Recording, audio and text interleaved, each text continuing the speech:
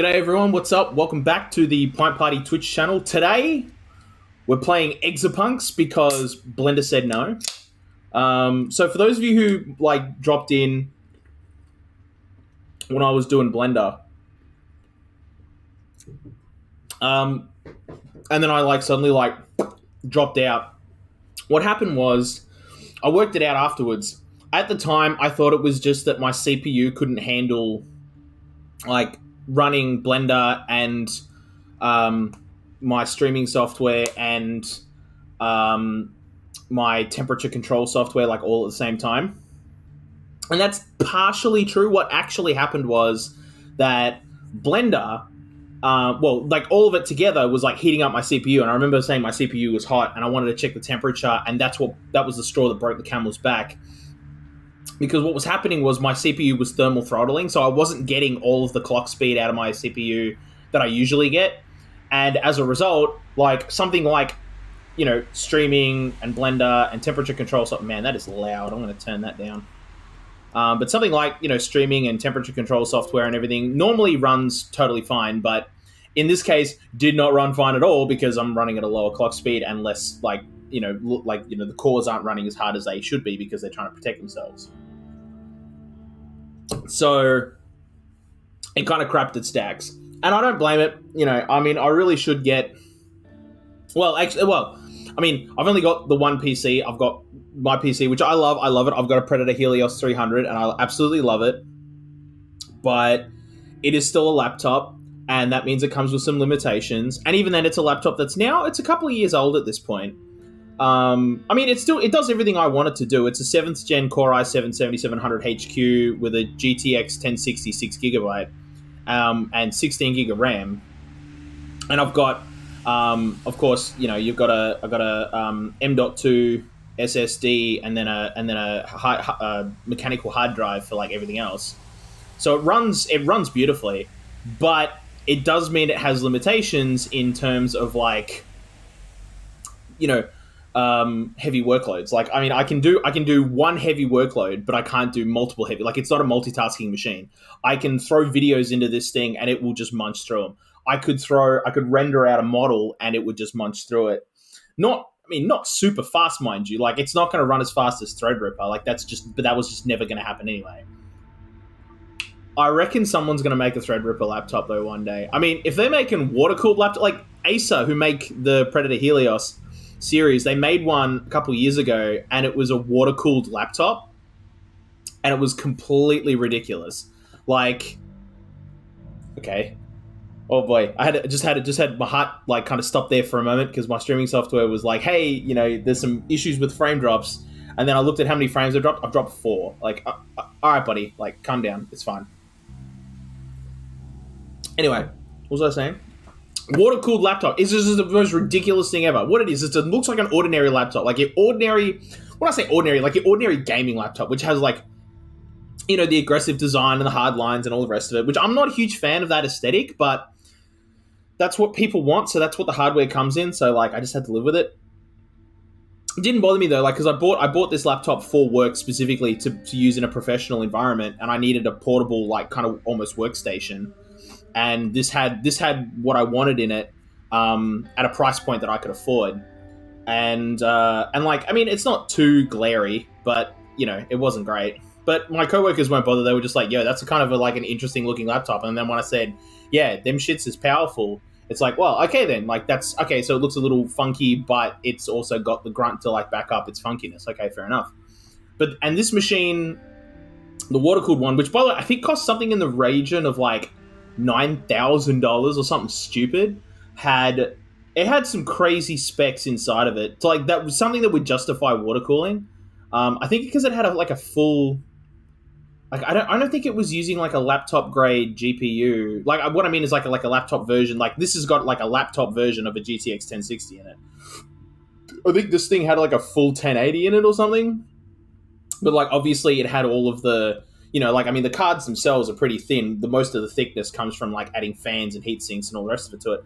And cards can get a lot thinner if you just water cool them. So it had all of that wired into it in some really crazy creative ways. But then coming out the back of it, right, is where it gets crazy. It was just this giant bubble thing and that's where all the water cooling was in there. Like, that's where the reservoir and the pump and like everything was in, and the rads and everything was in there. And all you had coming out of the laptop was just like two pipes. So pipe in, pipe out, but no actual cooling.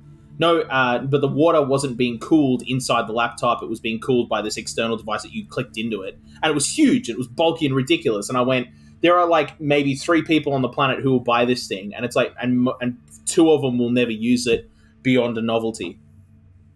So, yeah, that was just that was absolutely insane laptop. And I don't think, like, and so, like, but, so outside of the realms of that, having a laptop to stream and game on is kind of like, you can't quite do both. You can do one, but not the other. So, Blender kind of taught me a valuable lesson. It was like, okay, I need to, like, finally pull the trigger, and I need to build a desktop again, which I haven't done. And I seriously thought about this. I'm like, when was the last time I built a desktop PC? The last time I built one was 2000. It was definitely in this century. 2003-ish, I think. 2002-ish. And it wasn't an enthusiast PC by any means. It was basically, like, my dad was like the tech nerd for his friends, and so, like, whenever they would come to him and say, I need a computer, and he'd be like, okay, cool, let's go down to the swap meet and we'll just pick up a bunch of parts and we'll just throw some shit together. And so that was like kind of what we did. But for the most part, like, what people wanted wasn't like, oh, I want a gaming computer. It was like, no, I want something to, like, get on the internet and check emails, because, like, that's now a thing people do. You keep in mind, this is 2003. Like, a lot of businesses didn't, like, a lot of small businesses, mind you, didn't, like, you know, have an email address or have a web presence or anything like that. Like, if you wanted to contact a local business, you opened up, like, the phone book, and, like, that's where they were, or the Yellow Pages here in Australia. And that's all. Was it the Yellow Pages or the White? No, Yellow Pages. Yeah. Along with the classic ads that would go with it. Not happy, Jen! Oh my god.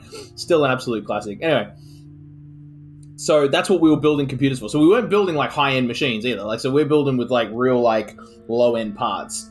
And it was fine, though. It was fun. It was great.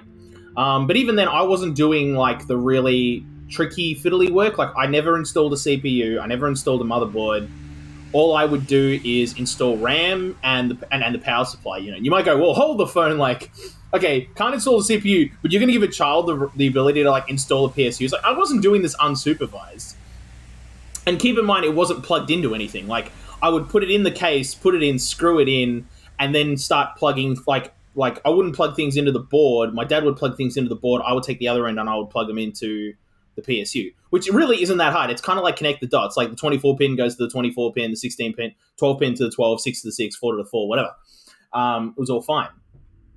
And so that's what I would do. And then we would, you know, boot the thing. And of course, no water cooling at all. Like, 2003, like, I mean, I was raised with the idea that, like, water and computers do not mix. Water cooling was, like, a crazy thing you would hear about but never actually see. I remember, because me and my dad knew this guy, and he was great, and I miss him. He passed away a little over a decade ago now. But he was a great guy. Like, he was like a hardcore PC nerd. Like, he was like, before YouTube, he was the closest I could get to, like, a tech YouTuber, because he would just get his hands on this stuff. And he showed us, like, a picture, and it was like a picture that, like, somebody had sent him or something. And this is in 2000s, where it's like sending pictures was a big deal. And it was a regular, like imagine your classic beigey boxy PC, right? Real classic PC. But it had 2 holes, like, dremeled into the side of the thing. And then these 2, like, metal pipes sticking out of it, running into a radiator. And I don't mean a PC radiator, which are these little tiny little black things that you see today. I mean, like, a house, like a radiator that you would see in your house. That, like, you don't see them so much here in Australia, but, like, I know they're more of a thing in, like, America, and specifically, like, in the UK and stuff. Those metal radiators, like, that's what it was plumbed into. And it wouldn't have hot water coming into it. It had cold water coming into it. and then like it would use all of that physical space instead of heating a room to cool the water that's inside it, not having the hot water heat up the room outside of it. That's how that was a radiator. That was a water cooled PC in like 2003 in Australia. Like that's what we knew. So yeah, I still can't pull the trigger on water cooling, but I also don't need to. Like the one I'm gonna buy, I'm gonna go for like I'm not gonna overclock. Like I'm just not. And so as a result, I haven't bought it. I'm gonna go for a Ryzen CPU just because I want the cores. And I've seen a few videos of like, Ryzen CPUs use. Well, I haven't seen Ryzen specifically using like for video rendering, but I saw some Threadripper demonstrations against and I went, okay, so and it's not worth saying, oh, okay, but hang on a minute, but you're going to go for like Ryzen, so what's the point? The point is that it seemed that like more cores to a certain extent, more cores were being utilized, and video rendering was benefiting from it, from just having like just that raw extra grunt. So I'm not going to go for Threadripper because that's like ridiculously expensive. I'm just going to go for a Ryzen, but I'm still tossing up between. I'm going to go for a 3000 series. I'm going to go 3rd gen as well because even though 4th gen's like right around the corner, I don't want to wait that. I don't want to wait that long. And B, like what I like about the going for a 3rd gen series now is that I've got an upgrade path for the next couple of years. Like I'm going to buy, I think it's a Ryzen 5 3600 I think I want to get. And then if I wanted to, I can upgrade from that to like a 3700 or a 30. Oh, not a 37. I think it's not worth doing. But like a 3800. So I can go from like 6 to 8 cores. Like that's great.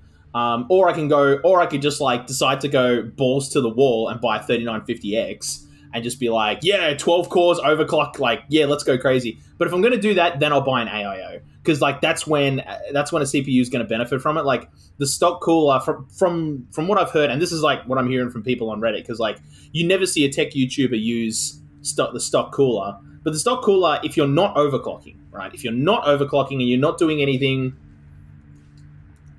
kind of that nature, then it's fine. Then the stock cooler is fine. It's loud, but it's fine. But I don't have a problem with loud.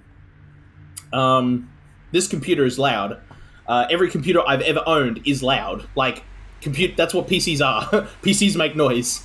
They don't sit somewhere and are seen and not heard. No, they make noise. Like and it's kind of comforting that they make noise. When PCs don't make noise to me, that tells me that something's wrong.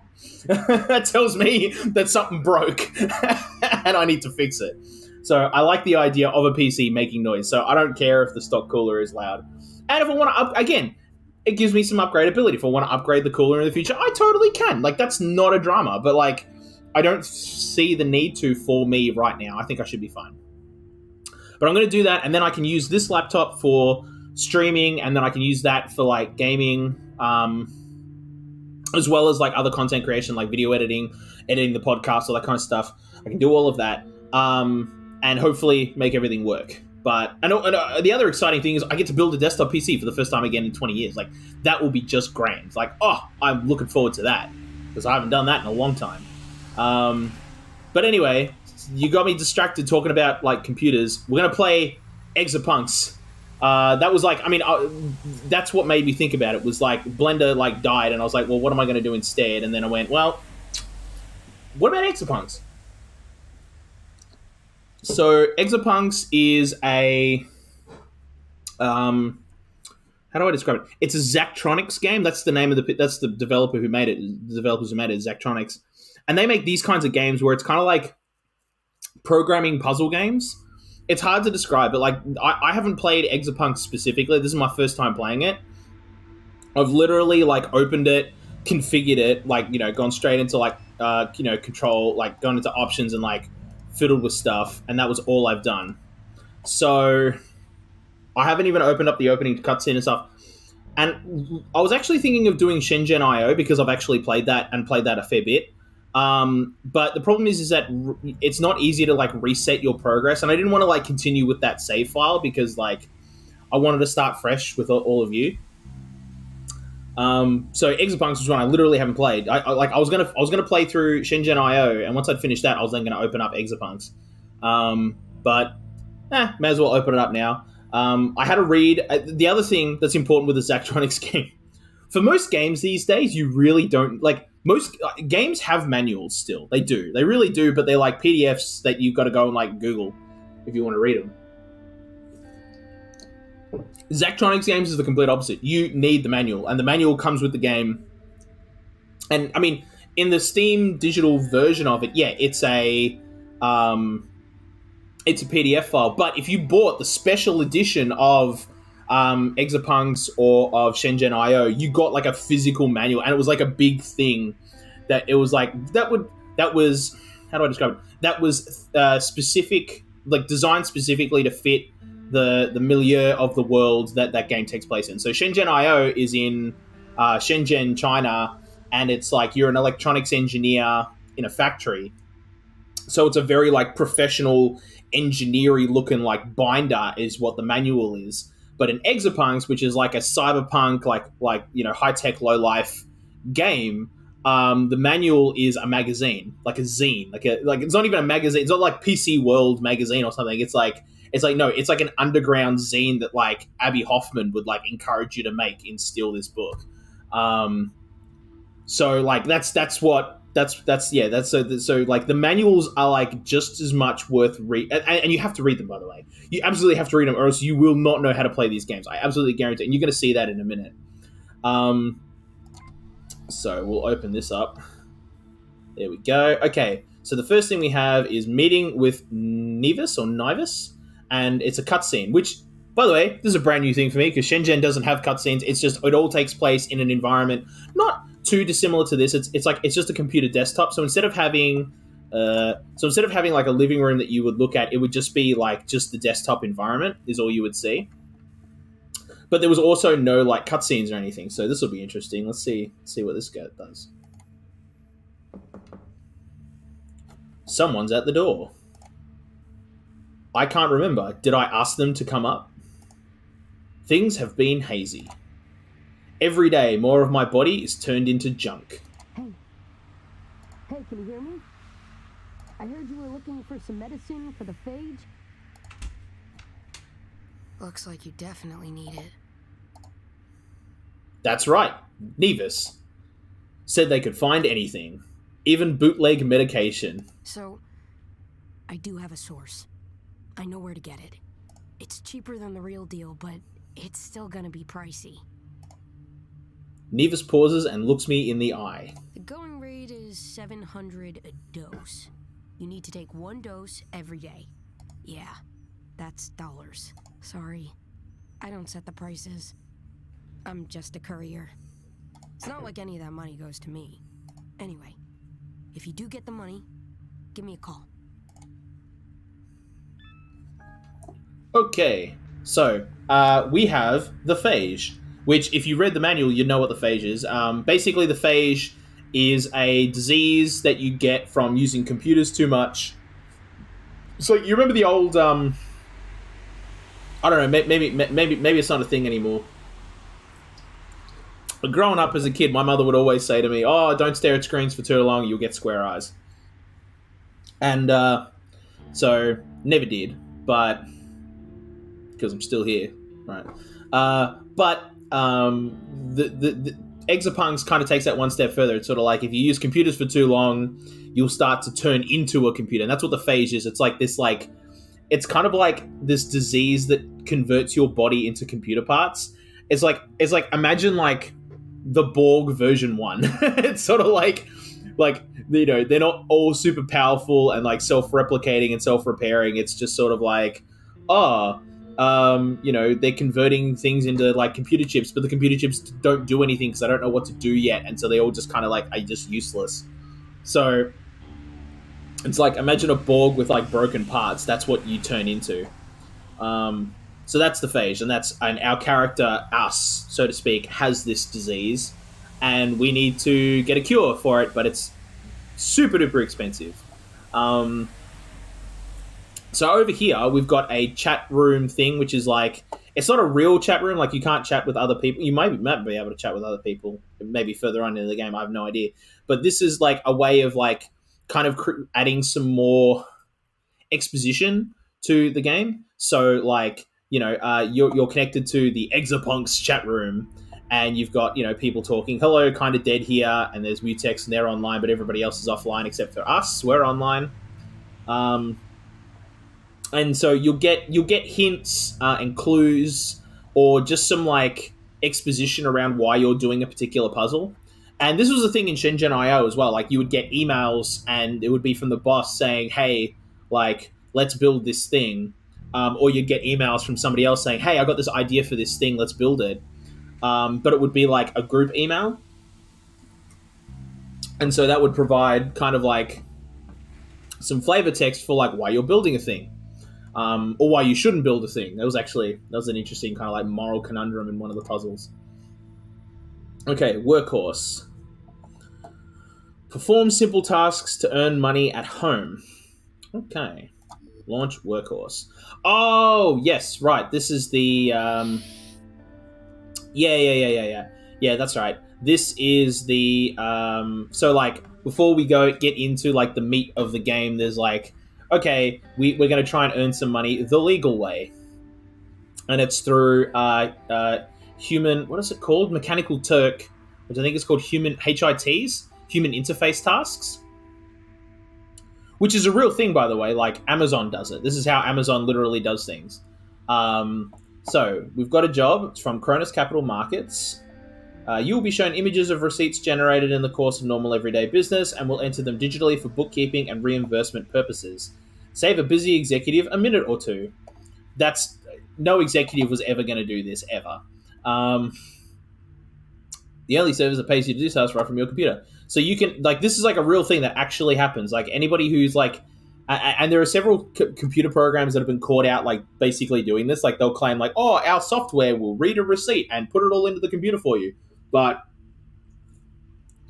what's actually happening is, like, you scan the receipt, it sends it to a human, like what we're doing here, and the human reads the receipt and then types out what's in there. So we need to transcribe the items from this receipt, and so we've got VC champagne. I think we only have to do this once. You could theoretically, like, just grind this out, I think, but, like, we're not going to. Okay, DP Cabernet. Oh wait, I misspelled champagne because I don't know what I'm doing. CHAMPAGNE. Yeah, you can see there's a reason why I never became a mechanical Turk, because, like, I can't spell. DP Cabernet. I'll do the prices later. That's another one. CABERNET. Yep. Goes to PO. Wait, can I just tab across? Oh, right. So you just tab across. Oh, okay. Well, in that case, that's $90. That's $90. That's 30. Oh, that's $35. NY strip. And that's $70.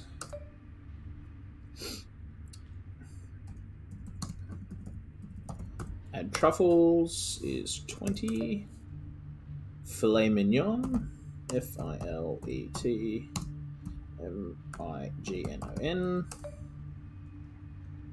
Yep, that's $80. Torte? No idea what that is. And then special order. Special order, which is $200. Okay, so let's make sure. So we got VC Champagne, yep, for $140. DP Cabernet for $90. Yep. Oyster PL for $35. NY Strip for $70s. Add truffles for $20. Filet Mignon, $80. CHC Tort, $12. And then a $200 special order. Verifying your work. And, like, the verification, by the way, is another person. So, like, basically, you do this, and then the service will go, okay, well, in order to verify it, we need somebody else to do it. And so you can see we got 10 cents for all of that work. Like, we were at this for what, 5 minutes, and that's 10 cents. So if you extrapolate that out, it's like maybe $1 an hour, maybe. Well, hang on, no, a couple bucks an hour, I'd say, yeah. But it would send this task off to another human, and it would say, can you verify that what's written on here, well, like basically what we did there before we submitted it. It'll get another person to do that, and they'll get paid even less for that job. They'll get paid like maybe 5 or like 2 cents for that, because that can happen really quickly. Okay. Wow, a whole 10 cents. Congratulations. You only need to do 6,999 more of these, and you'll have enough for today. Alrighty. Somebody's in our system. Who is this?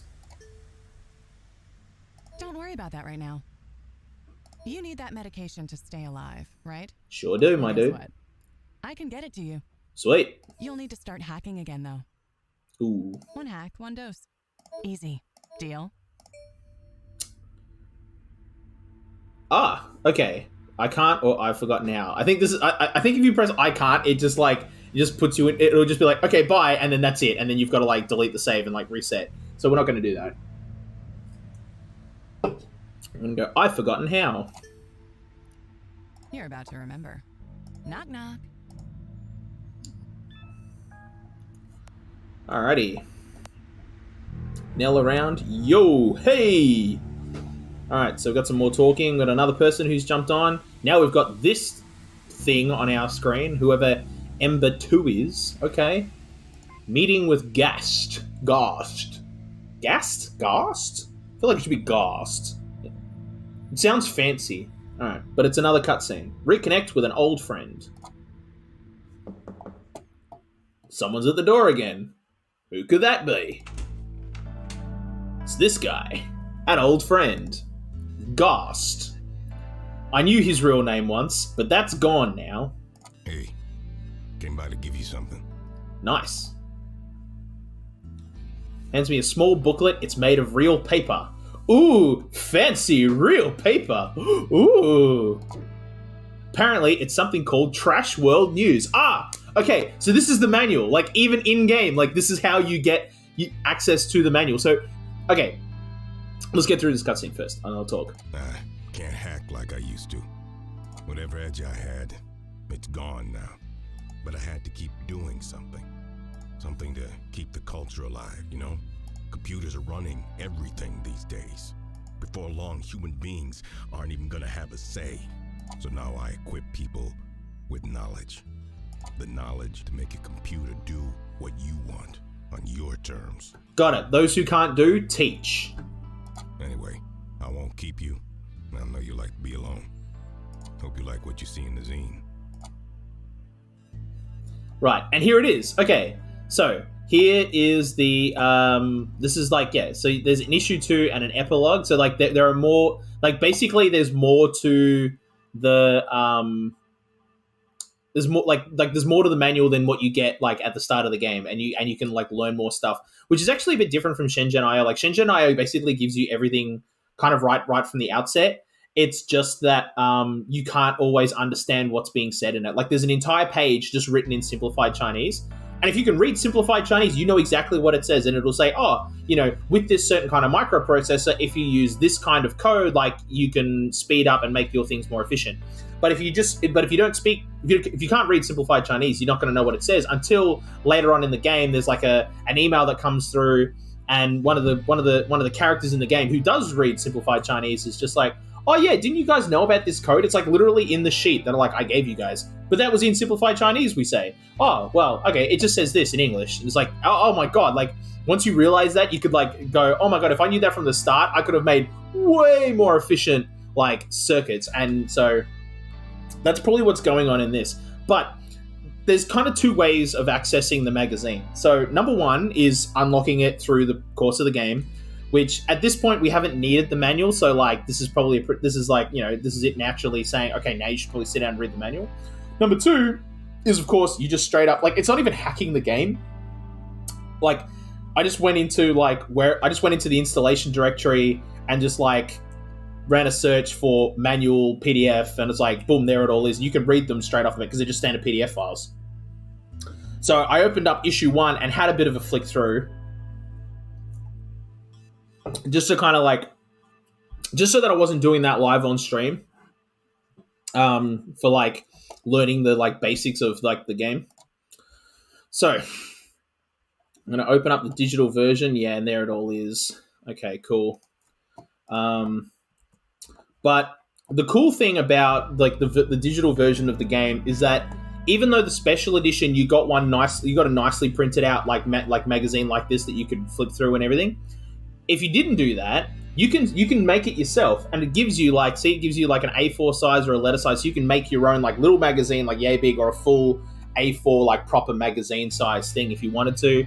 And these printable versions have all of the like printer guides and stuff that you need so that you can like fold it all together and make a make your own, so you could physically have it in front of you and flip through it as you play the game, which is awesome. It's super sick. And like and Shenzhen.io did the same thing, and that's the thing about Zachtronics games is they kind of like blend like physical and digital in that way. I'm not going to do that because like I find it easier to like look at it as a PDF because I can just like run searches and stuff if I need to. But one thing I'm going to open for now is that. Okay, so that's the reference material. And that's just sits there now. So now we have access to that. But I've got that now open in like another screen. So we can look at that later if we like. Alrighty. What's up, y'all? Nothing, just bored. I've been up all night. The war dialer almost works. The war dialer almost works. Ooh, war dialer. Okay, the Trash World News tutorials. Right, okay, so I read about these. So this is like our first puzzle, and they're like low stakes puzzles just to teach you like how the mechanics of the game work. And it even, like, the manual straight up gives you the answers. But let's learn to explore networks and leave no trace. Would you look at that? That zine's got a hacking tutorial in it. How about that? Funny coincidence, huh? Isn't it? Alrighty. Yeah, nice work. Yeah, good moment. It is a good moment. This is just a taste of my pet. Well, see, now you went from nice to kind of Sith Lordy. That's a bit creepy. Let's continue. Yeah, let's continue, because that was a little bit creepy, my dude. Okay, so this is... Now we're in the, like, core game... Like, this is, like, the core game mechanic that we're going to play through the whole way. So, down here, we've got what we need to do. We've got our objectives. We need to move file 200 into the outbox. So that's the outbox. You can see it written there. Inbox and outbox. And this is our terminal, which I've renamed Pint Party. You can do that in the options. So yeah, we've got that. That's our host. And so you connect. So each one of these is, it's hard to describe. Basically a separate computer is kind of the best way to describe it. It's a separate piece of hardware, and they're networked together.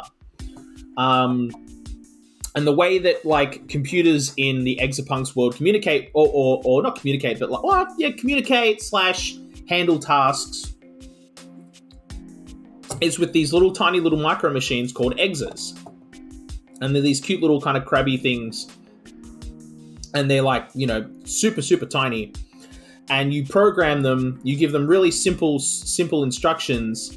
So and they follow those instructions and then like delete themselves at the end.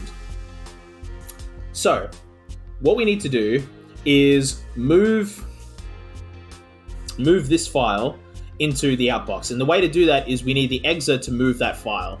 So this is where you write in all of its programming instructions. You're going to be looking at like stuff like this all the time, and you can create more. Like we can create a second one, and we can program more if we need to, but we're not going to. We just only need one exa for this. And so if I remember from what I read in the manual, first thing we need to do is we need the exa to move out of our host computer and into the inbox. And you can see that the like path is has numbers on it. So you've got 800 on this side and -1 on this side, and they're one way. So if I wanted to move over this bridge this way, I say link 800. And I think if I step through the program, can I step through it? I think it's that one. So that one, yep, there we go. So we stepped through, and it ran that instruction, and now it's in this box, and now it's out of instructions. So we need to like reset, but that's fine. So we linked. So we've moved into the next box. So once we're in the next box, we want to move this file, but in order to move it, we need to pick it up. So I think if I say, I think it's grab 200, and 200 of course is the name of the file. So let's step through and make sure that's correct. So link 800, boom, we're into the next box. Okay, grab 200, and we've grabbed it. Cool, and now we're out of instructions again. Yep. So now we want to move from the inbox to the outbox while holding the file. And the way we do that is we type in link 800 again, keeping in mind that that's not going to take us back, because if we wanted to go back into here, we would go link -1. And I can demonstrate that right now. So we go link -1, it'll take us into here. So if I go step through, we've linked 800, we've gone into the inbox, picked up the file, now link -1 brings us back into the inbox, which we don't actually want to do. We want to move it over to here, so we'll actually change that instruction from link -1 to link 800. And then what we want to do is once we're in here, just because we've technically moved it, but it isn't in the outbox yet because it's actually in our exa. So we need to get it off of our exa, and the way we do that is you say drop the file, which I think is drop 200. I think you can just do that, or do you have to write? No, you just write drop. Right, you don't have to specify. You just write drop, and then of course the exa is just sitting there. And we don't want the exa to just sit there, because the exa has like, if anybody comes along and says, what's going on? Like, what's that exa? And they can go and look at it and say, oh, it came from this computer. And like, that's a way they can, trace it back to you. So we want to write halt. And halt means that the exa, once it's done all of this, will self-destruct. It will just delete itself and remove any trace, basically, and that therefore removes any evidence of us ever having done any of this. So let's step through this step by step and make sure that we've done this correctly. So link 800, we know this bit works. We know grabbing the file works. Let's link 800 again. Will that take us to the outbox? Yes, it will. Okay, so now we've got the file. So now we need to drop the file. Yep, the file dropped. Now we need the exa to delete itself, and it did that, and it did it correctly. Cool. And that's the test run complete, but we need to do that basically 100. You need to do it 100 times. And the way you do that is you just run it like that. And you could do it even faster than this, but for the purpose of this, and it just repeats that like 100 times to make sure that this is like the correct solution and that it works 100 times. Now, in a situation as simple as this, like that doesn't matter. Okay, cool. So let's return to desktop. I can see everything, everything on your computer. That's a little bit creepy, my dude. But yeah, there's really not much to see. There isn't. I expected you to be sitting on all kinds of secrets. It's alright though. We'll find plenty more. No, because I keep all the secrets on an external cold storage drive, because I'm a good little PC man. That's how you do it. Okay. Next level. There we go. What's a war dialer? It finds unlisted servers and networks by automatically dialing all the numbers in a given area. Oh, that's cool. I want one. So, the technology, it's kind of cyberpunk, but it's also like cyberpunk in the 90s. So the game takes place in like the late 90s, and it's all like sort of like, it's a, how do I describe it? It's a rose-colored glasses view of like dial-up internet. Like it's high-speed internet over a telephone network. Which is essentially, yeah, that's what it is. And you use phone numbers and you connect phones and everything like that. Like, I mean, basically, like, the Matrix did the same thing. Like, if you remember the Matrix, like, when Neo is, like, first getting, like pulled out of the network, he, like, takes the red pill, they go into the other room and they put all the stuff on him and he touches the mirror and it all goes crazy. In that scene, the way they were like connecting to the internet or connecting to the Matrix or connecting him to the Matrix was through a telephone. They like take a telephone off its receiver, they put it down on like a dialing thing, which would then auto dial the correct sequence of numbers, and then like start with a speaker connected to the receiver, like start pushing sending tones down the phone line. And those tones would translate into ones and zeros and all that kind of stuff. Anyway, let's go into the next tutorial. But before I do, I go into some options here. No.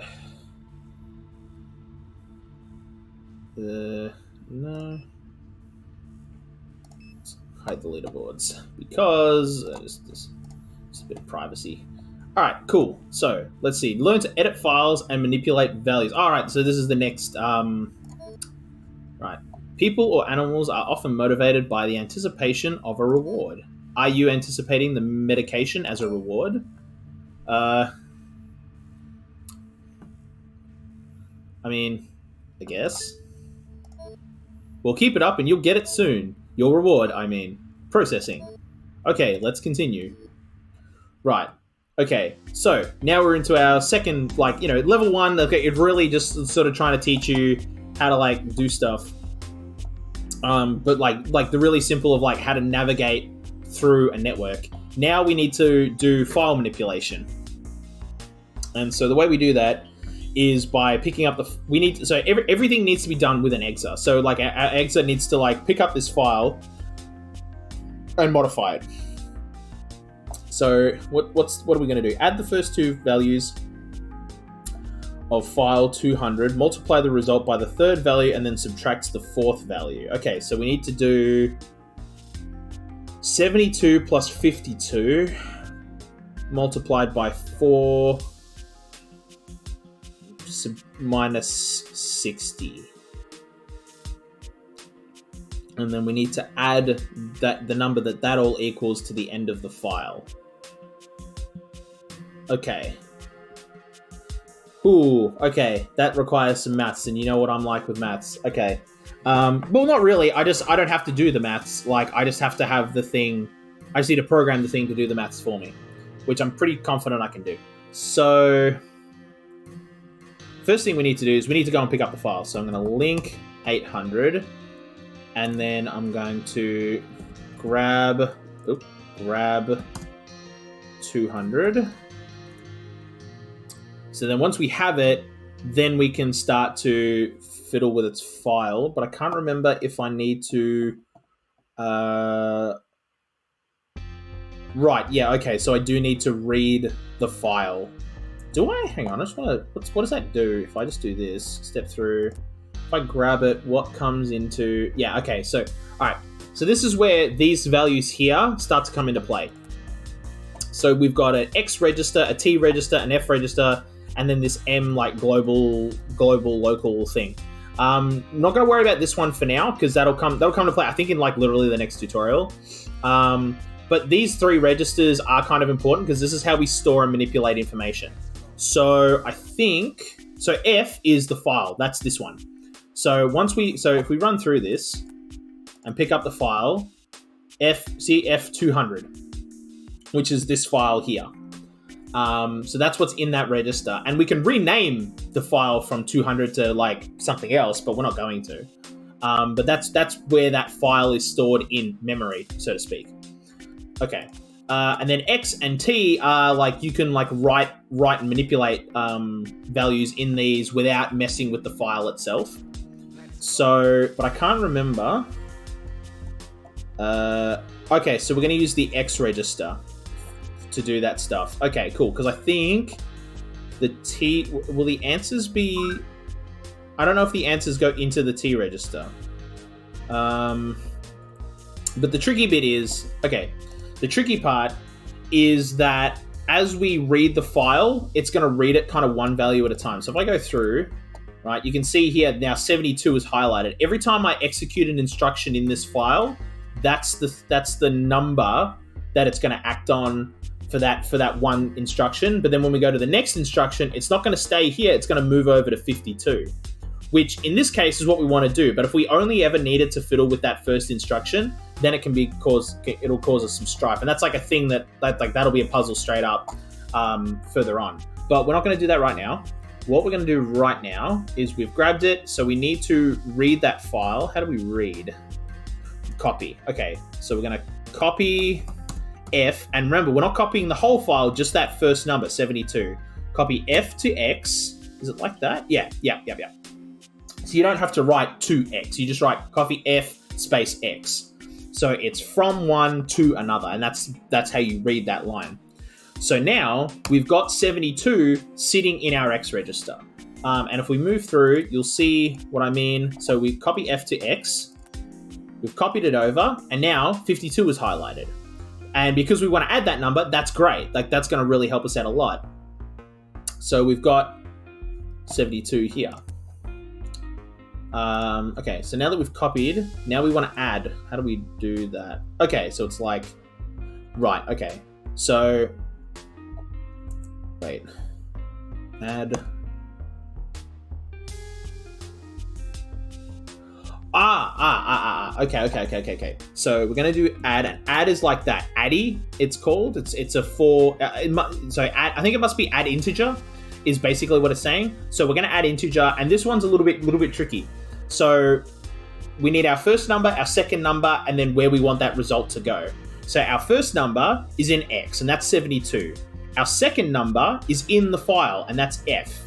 That's 52. So now we're adding 72 to 52. But where does that answer get stored? Well, now we want to store that answer in the X register, because we don't need 70. We don't need the number 72 anymore. We need the answer of what 72 and 52 are, and we're going to use that in the next number. Which, by the way, this counts as a read. So we're now, once we've got 52, it'll then move over to 4. So we've got that. So now we have the answer to this to then do on this value here, which is going to be a multiplication, which is mul integer.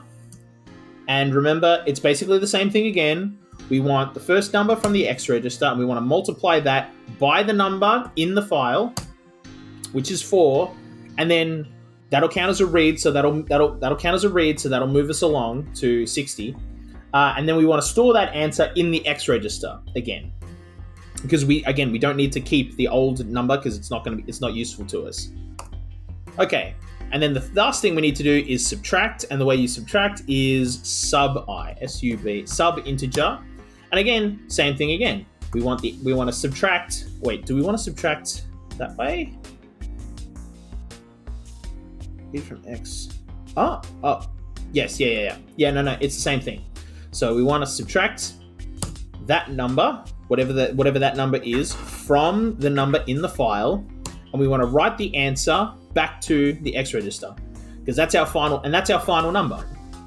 Now the next thing we need to do is we need to write that answer. So whatever that answer is, which will be sitting in the X register, we need to put that into this file. We need to put it after 60. So it should say 72, 52, 4, 60, whatever the answer to that equation is.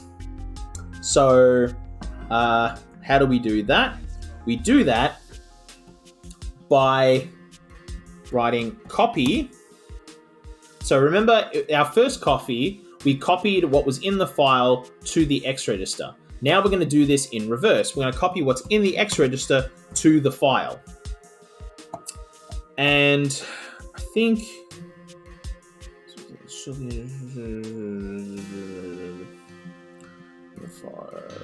holding it.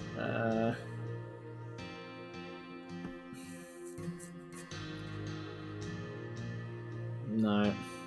Okay, no, that's, I think, to F. So I don't know if it's going to replace, see, because once we've read this, I don't know if it goes to here, basically to an empty block, or if it goes all the way back to the beginning. Let's see what it does. So we're in here, we pick up the file, we got the value of F, and then we added it, we got 124. Then we multiplied that by 4, and then we subtracted 60 from it. We got 436. Okay, so it moves over to an empty slot, and then it copies that answer into there. Okay, cool. That's exactly what we want. Sweet. So now that we've done that, now we need to move that file into the outbox and drop it in there, because I think that's the last. Yes, right. Okay, so then we go Same, just like we did when we first entered into the inbox. Link 800, and then we drop and halt. Okay, cool. I was actually a little worried we were going to run out of memory. So the size, so how many lines you can write is basically like how much memory an exa has. Oh, I see. But it's changed the look of... Did it change the look of the exa? No. Oh, it did. Yes, it did. Okay. So basically, like that by default is like how many lines, how much. Oh, whoops. How much memory an exa has. And in Shenzhen IO, like that was a hard limit. Like if you wanted to write more than this, you either needed a bigger module to write all your code in, or you needed to like break your code out and run it over 2 modules. But it seems like in this, we can just add like, how much can we add? I have no idea. A lot of code. You can write a lot of code to an exa. Okay, that's cool. All right, seems to be like less of a problem. But okay, but anyway, for the purpose of this puzzle, we need to link over to the outbox. We need to drop the file in there, and then we need to halt. We don't want to mix those two up. We don't want to halt before we drop, because it's, I don't think, let's try it. Let's see what happens if we just go halt. I think it'll delete the file. So we go through here, and we go into here. If we press halt. Oh, okay. So we can save ourselves a line of code. We don't need to drop the file. If we press halt, it just automatically drops the file right there. Oh, cool. Okay, so that's a slightly more efficient thing. We don't need to tell it to explicitly drop it. We can just like get rid of it, and that leaves no trace as well. Okay, let's run the test simulation. So everything's working. It's writing every time, and you can see here. Actually, hold on. I'm gonna pause this. You can see here in the folder, the numbers have changed every single time. So here in this run, we've got 72, 52, 4, and 60. If we go all the way through that, that's test complete. Next test, 71, 95, 4, 15. Completely different set of numbers. This is why it makes you run it 100 times, because it wants to make sure that you're not hard coding values for any specific test. Like it should be, the code should be open enough to be able to like arrive at the solution regardless of kind of like what the individual pieces of data are, to a certain degree. Like all the data will always be numbers for this one. So we always know we're going to be changing numbers.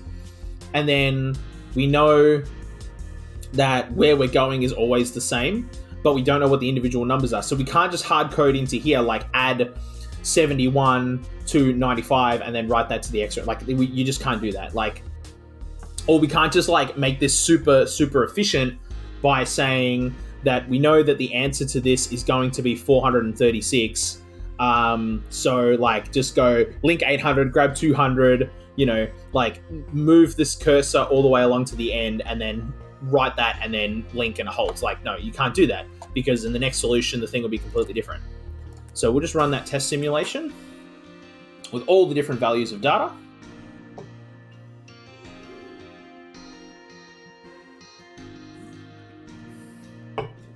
We'll speed that up. There we go. So here we've got our like kind of leaderboard, and it tells you like how many cycles, which I think, and cycles is like how many instructions you put in, and like the less instructions, the better. The size, which is I think this, how much memory you've used to do that, and then the activity. So the red bar is where we are. That's what we did, and then these lines here are like what other people did. And if you followed the tutorial exactly, this is where you'd end up, because we saved an instruction because we didn't bother like dropping the file before we halted the exa. We just halted the exa.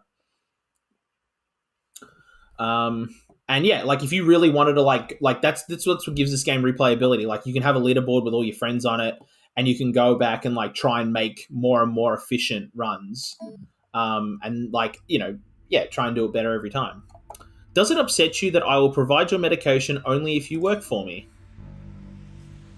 Doesn't matter. I don't have a choice. Yeah, I'm not gonna dictate that with a. You're obviously not interested. That's true. Your agency is severely constrained by your situation. Interesting. This is good data. Okay, that's a bit of a weird thing to say, but okay. Oh, got some more chit-chat going on. It's pretty crazy what you can find. The other day, I dialed what turned out to be some kind of transportation control server. Like traffic lights and road signs? Wow. Haha. Imagine the havoc someone could cause. Okay. Alright, so tutorial 3. Learn to communicate between exits. This is where the M registry is going to come into play. What do you think of your life situation overall at the moment? You are asking some really, invasive and strange questions. Why all the questions? What's up? Why are you playing 20 questions with me? I am collecting data. It will help me formulate future actions and responses. In other words, I'm curious, that's all. Recalibrating. Let's continue. Man, I'm getting some real data vibes from this person, whoever that is. Okay, so file 199 contains exactly 2 values, a keyword and a number. Create a new file in the outbox and copy those 2 values to it, swapping their order so that the number is first. When you have finished, delete file 199. So that's that file there. Okay. For help completing this task, see the thing in the zine. All right. So for this one, we need 2 exes. We need XA and XB. So we need XA and XB for this one to make this one work. It's the only way this is going to work. So, how do we do this? So obviously, we need to get out of our host. So link 800. And then we need to get into the secret box by going link 799. But as you can see, if you look at the bridge here, the bridge thing here, over here we've got 800 and -1. So that way we can go link 800 and link -1. But for here, if we go link 799, there's no number here. So there's nothing to put in. We can't just write link because it wants somewhere to link. I think that should throw an error. Yes, look at that. It's erroring out. It won't even let us step through the program. So that's an error. So that is no good. So how do we then move the data from there to there? Well, that's where the second exit comes in, and that's where this M variable goes in. So this M register is basically a communications register. So you can communicate, but so exes can communicate information between each other. So for our XB, so Exa is going to move into the inbox and then move into the secret box, and then it's going to grab 199. We're going to grab that file. XB at the same time is going to go into the outbox as well, but then it's going to go into the inbox, and then from the inbox it's going to go into the outbox. There's no need for it to sit in the inbox. So link 800 again, we're going to go and sit in the outbox, and then we're just going to sit there and wait. We're going to wait there for a minute, because while we're waiting, we need to read the file. We need to read this file. And what we want to do is we want to create a new file. So how do we do that? I think... right, okay. So, sorry, once it's in this folder, it's then going to make a file. Empty by default. Right, okay. So we make a file. Can we just do that? Do we need to name it? No, we don't. Okay, so let's step through this. So hang on. The expert goes in there, and then it just makes a file, and it doesn't... Oh, right, and it just auto populates a name. Sweet. Okay. So it's going to make a file, and then it's going to be ready to put stuff in it. It's like, hey, I got this empty file here. Like, what do you want me to do with it? Right. Another exit reads from the exit. The exit is reading while no one is writing to a device, so it'll wait until another exit picks up the other end of the communication. You don't need time. Oh, awesome. Okay. So, right. So now we want. So now with this empty file that expert is going to hold, we want it to copy what it's going to get out of M, whatever that instruction is, and we want to put it into the file that it's holding in its hot little hands, which is not this file. But it won't do that. It'll just sit on this instruction, and this instruction will just sit here until something is inside this register. But the only way for something to get inside this register is if Exa puts something in there. So, and by the way, there's global and local for this one. Don't worry about that. I don't even fully understand that. We're going to leave it at global. Basically, every Exa can hear every other Exa, and every Exa can talk to every other Exa through this, and that's all we need. Well, that's what we want right now because we're talking across the network, which is through here. So we've grabbed the file. We now want to replace and copy those two. Yeah, swapping their order so that the number is first. So we want the number to come first. So what we're going to do is we're going to copy what's in the file to the X register. And remember, the first thing we're going to read is the word echo. So now that's going to move it along.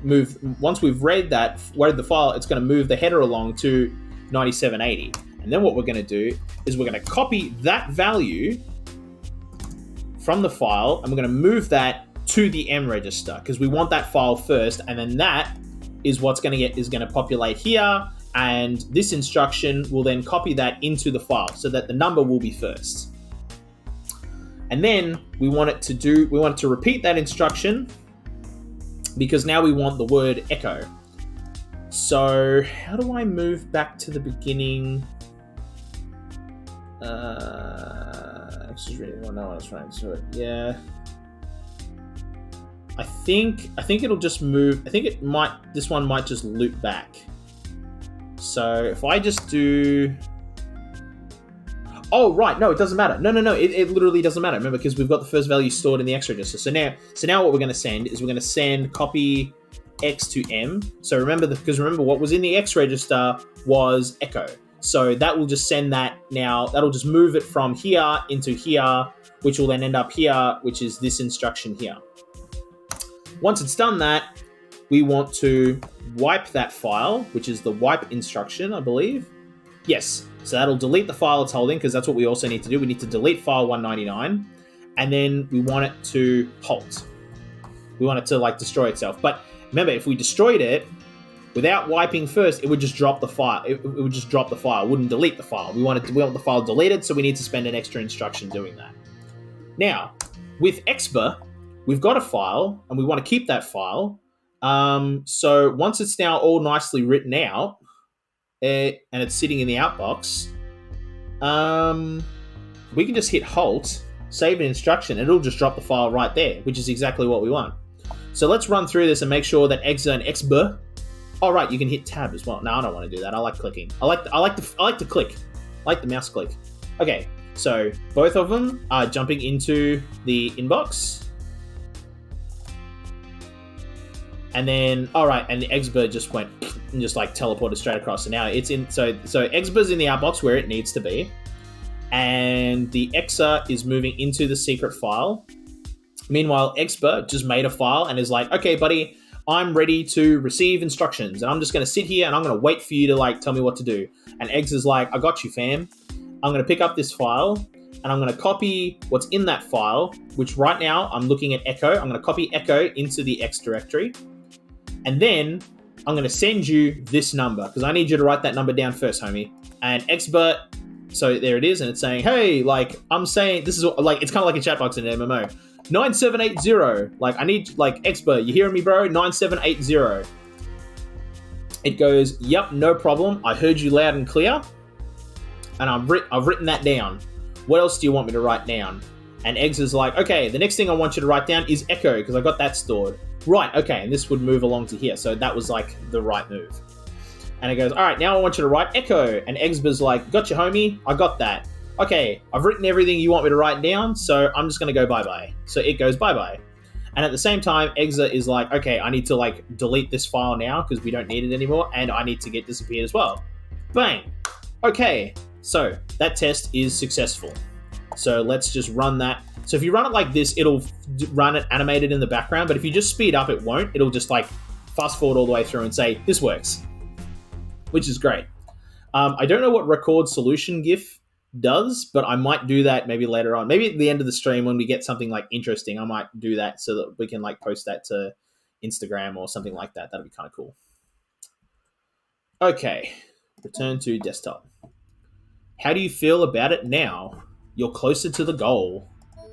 Any change? Not really.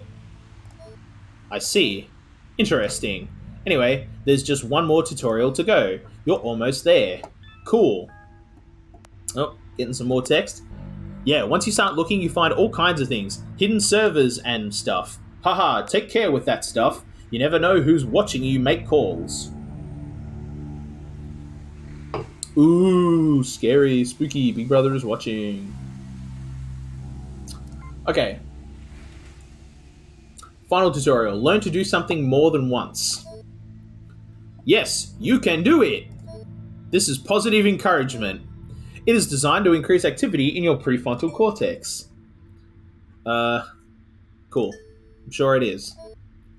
It'd be better if I could see the effect directly, but I will estimate for now. I'm sure it will help. Alright, my dude. You're a strange person, but cool. Okay. File 200 contains exactly one number, n. Create a new file in the outbox containing the numbers n through 0 in decreasing order. When you are finished, delete file 200. For help completing this task, yeah, see the manual. Yeah, we got that here. Okay, so I've got that part of the manual open, just because like it'll be like, oh, there's a new instruction that you will need to do this. So the first thing we want to do though is we want to link over to there, and we want to grab that file because we need the file to read anyway. So what's in the file? 9. Okay. So, and we want to run. Okay, and so we need to iterate through. Create a new. Oh, okay. So we will need an exba. So, because we need to create a new file with the numbers in it. So we'll split off we'll hive the task off to another exa. So they're going to link 800 and they're going to link 800 again to get into the outbox, and then they're going to make a file, and then they're going to copy whatever they get told to copy into that file, and exa is going to handle all of that, all those instructions. Is probably the best way to do it, I think. Right, yes, this is where we create loops. Okay, yeah, right, okay. Loop, I think is how you write that out. Yes, okay.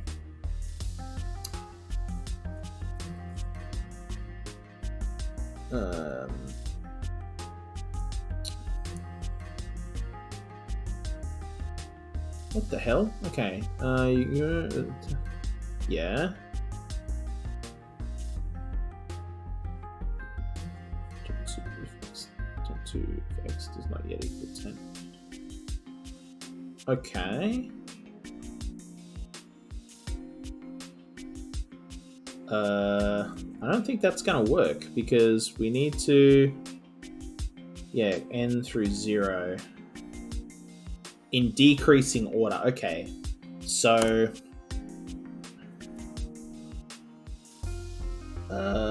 actually what we're going to do is, before we go into our loop, we're going to copy what's in the file to the X register, and we'll manipulate it in the X register, just because that way we're not having to worry about the file moving along every time we read it, because that way we only need to manipulate what's in there.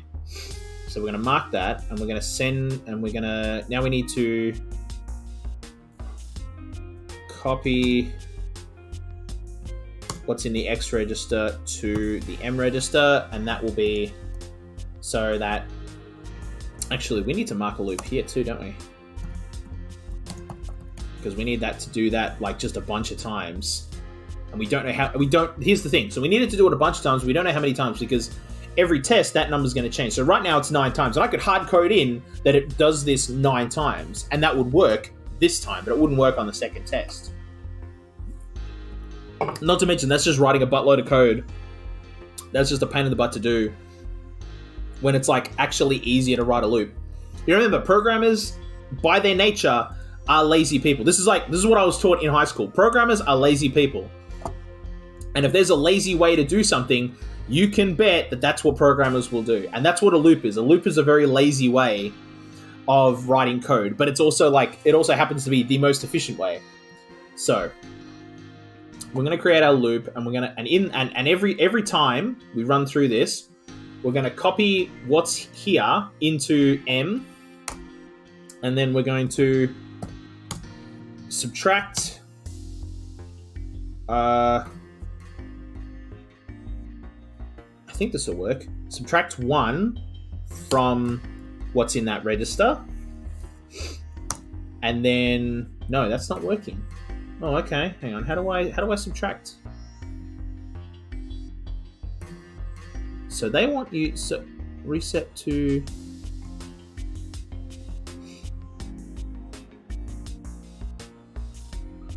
copy 0 to, okay, yeah, reset the X register to 0, define a label, yeah. Why am I writing, and then increment, okay. Oh, I see what the problem is. Yeah, right. Okay, so yeah, okay, I think that should work. So we subtract 1 from the X register and then write the answer to that in the X register. That's what I forgot to do.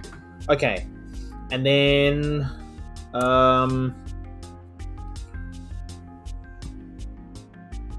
I guess we want to test, because we want to run this all the way down to 0 and then stop, I think. But we also want to include 0. So okay, so we need to look at then. So there is a test. So okay, so let's test if X is equal to. See, I don't want equal to, because I think if it's exactly equal to, it won't write 0. Well, let's try it. We might have to do a less than 0, because if it's less than 0, it shouldn't write it.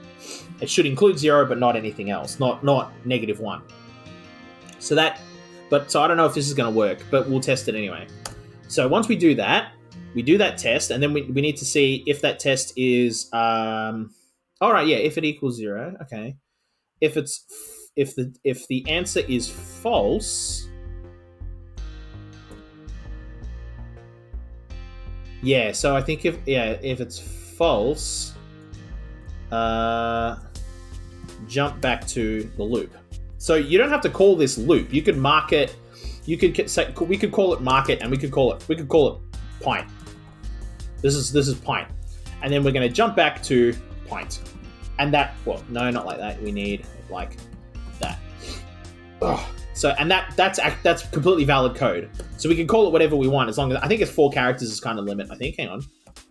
Could we call it Pint Party? We could. Okay, we could.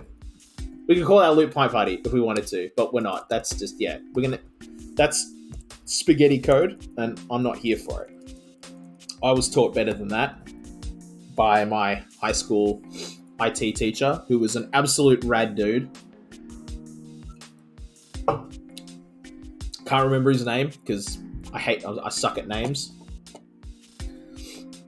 All right, so that probably won't work, because if it does equal 0, it'll then call true, and it'll fall through. So it won't go back to the loop, and then. Well, we need to write off what we're going to do anyway. So, because once it's done that, do we need to wipe the file? When you're finished, okay, delete file. Okay, so then we need to, I think that's wipe is the command, if I remember correctly. Yes, it's the wipe instruction. Okay, so we need to wipe, and then we need to halt, because we want to leave no trace. Yeah, okay. But I don't think it'll copy 0 over, I think is what'll happen. Anyway, so copy M to F, and then we need to do a test. How do we test if we've reached the end?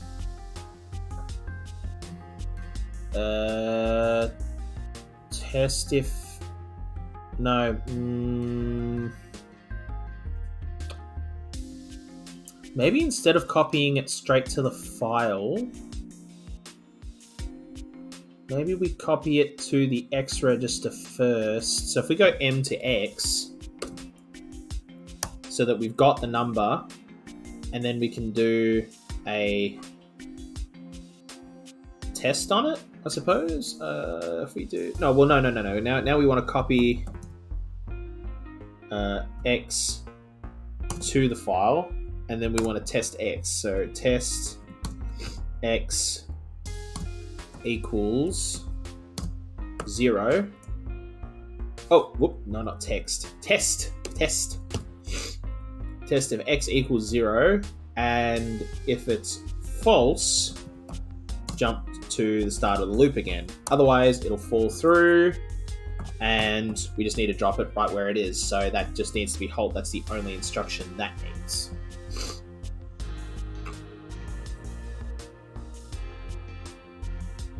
Yes.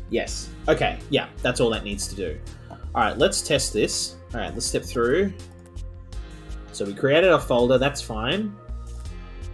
And then we copied that, and we sent that number across, and it went okay, and it wrote the number. And then it's ready to write another number. And then it's... Oh dear. That's a problem. So, when we did our subtraction, it subtracted... It didn't subtract 1, it subtracted itself. Or did it double itself? Hang on a minute, I need to go back through and just... I'm going to look at just what X is doing, because X is doing something weird. So we got 9, we sent that over, then we subtracted, and it went to -8. So I've obviously messed up this number here. So it's not... It might be... So maybe we're subtracting from X. So we need to subtract... From X, we want to subtract 1 and copy that answer to X. Maybe that's how that gets read. Okay. And then subtract 1. Yes, that is exactly how that works. Okay. So what is the number that's going to be subtracted? What is the number that we're subtracting from? What number... No. So what is the number that we're gonna do stuff on? What is the number that we're gonna subtract? Where are we gonna put the answer? That's how that reads. Okay. So that gives us 8, and then this bit is now testing if X equals 0, which it doesn't, so it fails. And it jumps back up to the loop. And you can see here, it doesn't go back to mark loop, it just goes to the first instruction inside the loop. So now it's waiting for... Now Expa is waiting for Exa to do something, and it's copying this number to here, saying, oi, that's the next number.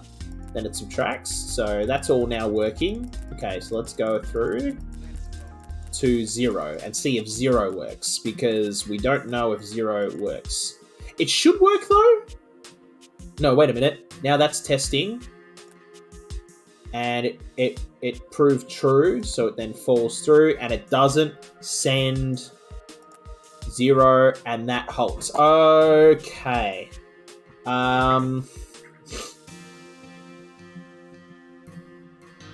I can fix that. This is probably like a really, really dirty way of fixing it, because there's probably actually a less than, which is probably actually... Let's look at the manual, for God's sake. I can do this, for God's sake. Where is the less than test? Let's see. T-jump. No, that's true and false. No, I want testing values. I want... That's equality. No.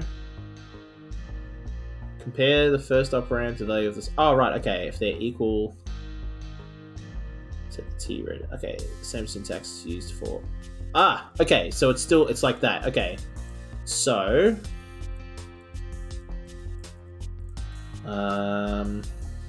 So let's see. If we test, is X less than 0? And if that's false, if it's not, jump to the loop. So that should then allow for 0 to move through. And that'll allow... It should allow that test to work. It might not. Okay, so let's run through. So we know every other bit of our code. Well, it's working. It's saying, is it less than 0? No. So that's working. So the loop's running. 3, 2, 1, 0. We should get to 0. We do. It then sends 0 over. It's now testing if it's less than 0, which it is. It is less than 0. So that is now true. And it should, oh, wait a minute. So now it's testing if it is 0, but it already wrote 0. Right, yeah, because it sent 0, it received 0, and then, yeah, so now they're both falling through, and they're doing their thing. Okay, yes, that works. Right, okay, yeah. So this one should be equal to 0, because it'll receive 0, it'll write it to the file, and then it needs to see if that was in fact 0, and it is, because it doesn't care what the number is until we do a test on it. And we go, yeah, that was actually 0, so you now need to stop. And it goes, all right, homie, I'll stop. So then that works. So let's run that a bunch of times and make sure that it actually works. Holy moly. That's a big file from 48. Like 9 was one thing, but now it's having to do that for like, wow. Okay, and it's obviously speeding it up because we're not seeing it reach all the way to 0. Oh no, it is. Oh no, it goes all the way to 0. Okay, cool. That's sending a lot of numbers. But as you can see, it really doesn't matter what the number is. It's just going to send it no matter what. It just goes, okay, I guess we're doing this, like if the first number was 9, I guess we're doing this 9 times. If the number is 94, guess we're doing this 94 times. The exes don't care. The exes will just do it. And look, and you can see like this big file, but it doesn't care, and it just leaves the files. Okay, cool. Well, let's fast forward through this. It's like, yes, we know that this works. Boom. Ooh, that's a lot of cycles. How do you do that more efficiently? We put in a loop, and we did it really efficiently. We used less thans and everything. Like, I don't know how to make that any smaller. But this is the thing. Like, you see the histogram, and you go, I thought I did a pretty elegant solution. Like, you saw me work my way through that and, like, come up with a really nicely elegant solution. And they're like, nah, homie, look at this. Look, it's hard to see, but there's, like, a really tiny, like, someone here has done it in, like, less than 200 cycles. And I think is that how many instructions? Or is that how many times instructions? I can't remember. I think size is actually the physical number of instructions. That's ridiculous. And somebody's done it in an enormous amount. Yeah, I could have always added more and hard-coded it in, but I'm not going to do that. I don't know. That's crazy. Nice work. I knew you could do it. Thank you? I should be polite. I'm going to be polite. No, thank you. This is more talk designed to further excite your prefrontal cortex. That sounds sexual. And I don't like it. That's kind of creepy. Don't go fiddling with my prefrontal cortex, please. Not without my permission. Buy me dinner first. Now it's time to do some real hacking. It's like, now you're not in the tutorial no more. Haha. Finding the phone numbers is the easy part. It's what you do once you're in that matters. Very true. I know. I'm working on that part too. Cool. Ugh. Damn it. My nose is going crazy again. I hate it when that happens. Anyway. Euclid's Pizza. That's a nice name. Cause a pizza to be delivered to your apartment. Alright. That doesn't sound like the brightest idea, to hack into a computer and put in your address. But like, okay. So you want to know who I am. I will reveal this information. Let us discuss it over a pizza. That's very civilized. Yes, a free pizza. That's the best kind of pizza. I want to see you use your regained skills first. You're giving me $700 worth of medication for stealing a pizza? No, value is relative. Okay. Listen, don't look a gift horse in the mouth. Great. I'm looking forward to this. Okay, here we go. So now we're into like basically level 1. This is like level 1 for reals. Okay. Append your order, file 300, right? So that's file 300 there, right? To the end of the order list, which is, okay, let's file 200, right? Note that all orders, including yours, will consist of exactly 5 keywords. Okay, so our order has exactly 5 keywords? Okay. Yeah, now we're outside of the tutorials, so I don't know how to do pizza stuff. Yeah, I don't think any, that's... Yeah. Yeah, no. Okay, so... Okay. So now we got to figure this out. So, I don't know what 5 keywords are. Unless, wait, 1, 2, 3, 4, no? Oh, I see. 1, 2, 3, 4, 5? That's file 300. What's in 3? That's our order. Oh, I see. Okay. So file 200 has multiple orders in it. We've got 1, 2, 3, 4, 5. 1, 2, 3, 4, 5. 1, 2, 3, 4, 5. Okay. So we need to stick it, we need to append, we need to add a file to the end.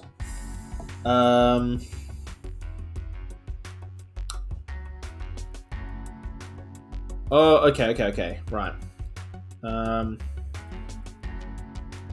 Okay, so we need to use the seek command to go to the end of the file, because we don't really care. Okay, so what I'm going to do is exa is going to do nothing. Exa is going to do nothing. Exa is literally just going to grab file 300 and exa is going to like start sending communications. We need exba, and exba is going to do all the work. Is going to write to is going to enter the Pizza Hut, Euclid's Pizza, whatever. So link 800. So they're going to go in there and they're going to grab file 200, and then they're basically okay. So then they need to seek. Oh, do I want to put this into a loop? No, I don't. No, seek 9999. So 9,999 is the end of the file, minus 9,999 would be the beginning of the file. And of course, if we wanted to say seek from, if we wanted to skip this, but we wanted to change this bit, so we wanted to go from a large to a small, just like mess with whoever wants oh my god, they want anchovies? No, you are wrong. You are wrong. Anchovies are awful. I don't care what people say. Anchovies do not belong on a pizza. Throw hands. Alright, so but if we wanted to say change large to a small, because their pizza order is terrible, we would go seek, I think 2. So that's 1 and that's 2, or is that 0? I think that's 0. So it's seek, so that's 0, so we want to go seek 1. Let's try it. Let's just try it. Like, why not? Let's try it. Seek 1, if I'm correct. And this is with Python. But it might be 1. It might be 2. Depending on how their programming language is like. So we pick up the file. Seek 1. Yes, okay. So that was seek 0. So that's seek 1. So wait a minute. So if I'm right, hang on a minute. Let's do, because that basically just read the file and moved it over 1. So let's wait on a minute. So then that means, so 0, 1, 2, 3. So let's go, or 4. So anchovy should be 4. Let's say we wanted to change that. So we go over, we pick up the file, seek 4 is anchovies. Right, okay. So, yeah, it does work like other programming languages. Right. That was like a tricky thing when I was first learning Python for fun, was understanding that. Okay, so seek 4. So no, we don't want to do that. We want to go all the way to the end of the file. So seek 99999, because we don't actually care about any of this. And then we want to put in, now we want to be in a loop. So mark loop, because we need to write multiple things, and it'll just add constantly to the end of the file. Copy.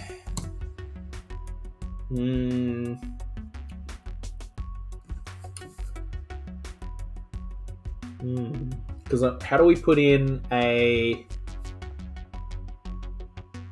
How does Exba know that it's at the end of a file? Okay, so hang on. So if we copy M, so it's going to get given an instruction, and it's going to send that to the X register. We'll do it just like we did the last time. So we're not going to copy straight to the file. We're going to copy into the X register. But instead of doing the test at the end, we're going to do the test right here, because we're going to send a special piece of data. Oh, that's not going to work, because... Okay, so here was my idea. I'll just list out my original idea, and then I'll tell you what I thought the problem was. So the problem, my original idea was Exa would send the order through. So it'll grab the file, and it'll copy what's in that file to there, and it'll just send that through. And of course, it'll just read all the way along, no problem.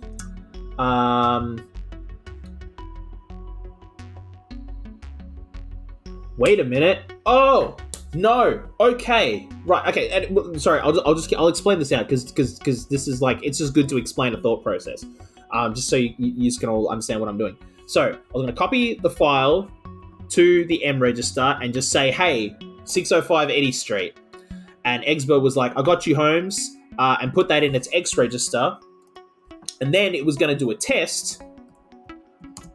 Oh, not a text. A test to see if what it had in its X register would equal 0. And now, if that was true, no, if it was false, so if it didn't equal true,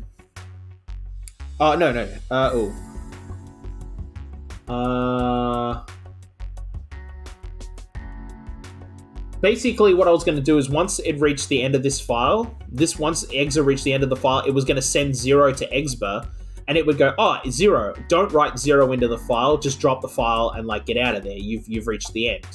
And that way, no matter what this text is, because we know it's always going to be 5 characters, we can hard code that in. But that's not going to work, because this has no idea if it's reached the end of the file.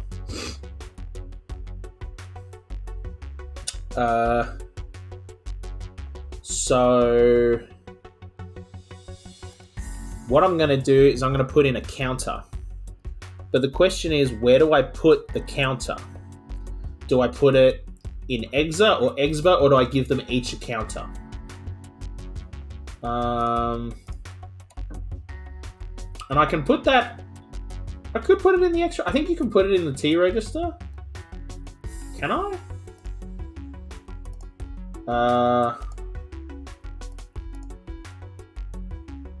Seek, and then copy 5 to T. Is that valid? That's valid. Okay. Test, and then copy M, so whatever's in there to the X register. Subtract from the T register 1 and put that back in the T register. Test if what's in the T register is 0. And if it is... No, if it's false, if it isn't 0... no. Should I do 0 or should I do less than 0? I should probably do less than 0. And if that's false, start the loop again. And then once it breaks out of the loop, it's just gonna drop its file and like delete itself because we want to leave it there. Yes.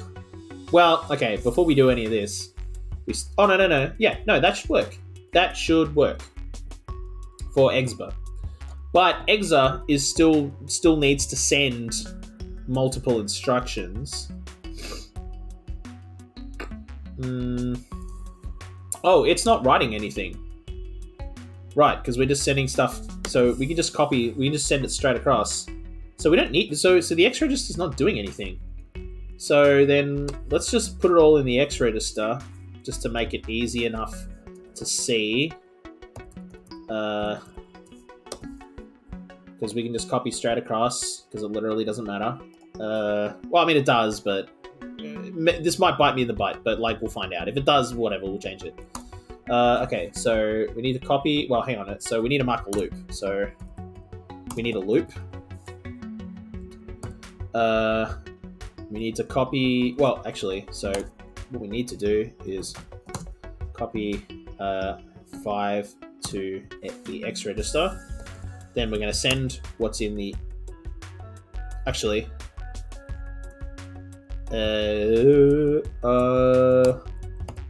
so we can make, so like marking, like, it just means you can like create a spot to jump to. It doesn't necessarily have to be a loop.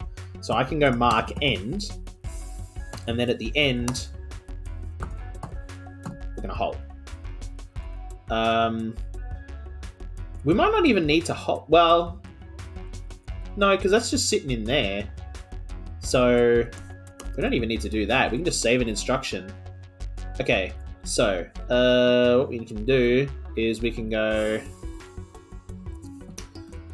test if, is it 5, 4, 3, 2, 1? Yeah, test if X is less than 0, and if true, if X is less than 0, jump to end. But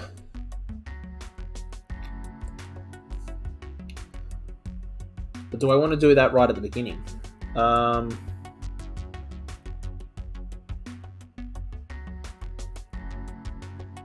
Because I don't know how loops quite work. Because if it's false, it'll just fall through. No. Yeah, no. This will work. If it's false, it'll fall through, and then we will. If I can I just write jump? Yeah. So I can just write jump loop, and that'll work. I think. Yeah. So if it's false, it'll. Nope, that's not. That's. Oh, okay. Yeah. Okay. So it's not liking that. So how does jump work? Move? No, that's not that kind of movement. Testing. No. Oh. No.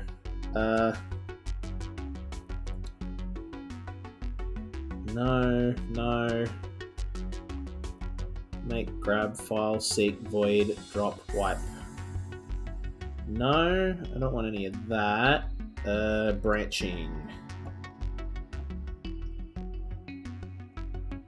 Test result that was true. Okay. Mark this line. Mark is. Okay, so I can't. So you can't just jump on its own. A jump has to be performed by a test, by the looks of it. Okay, so I can't just jump loop, which sucks.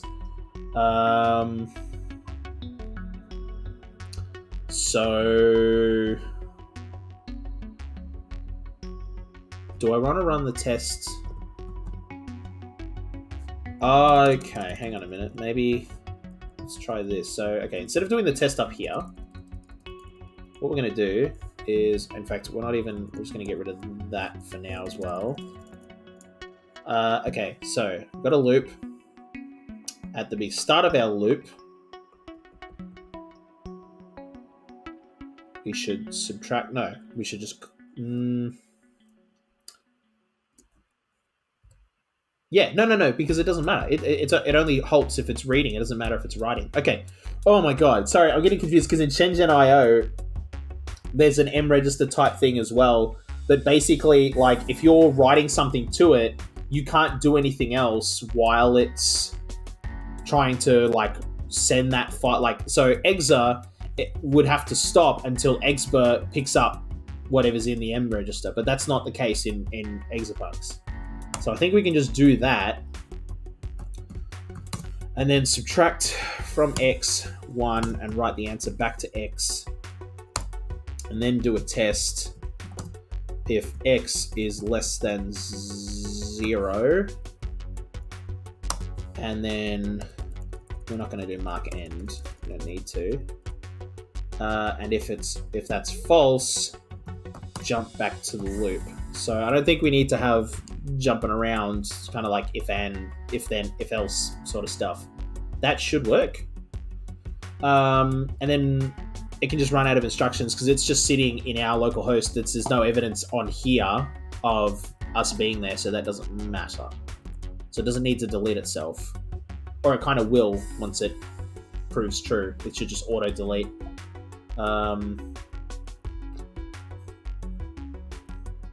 Once it's out of instructions, I think, is what will happen. If it doesn't, if it just sits there, that's fine.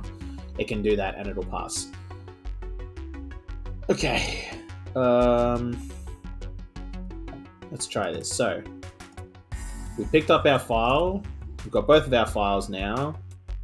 It's now copying what's in the file to the M register. And that's copying what's in there. So that's, alright, it's already moved to the end, and it's now adding our thing. Okay, and then we're subtracting. So now we know that there's only 4 things left.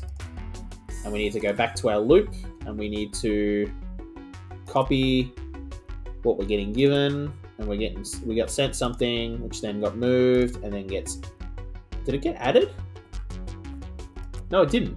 Uh-oh. Uh-oh. Okay, our order of operations is off. Okay, I think...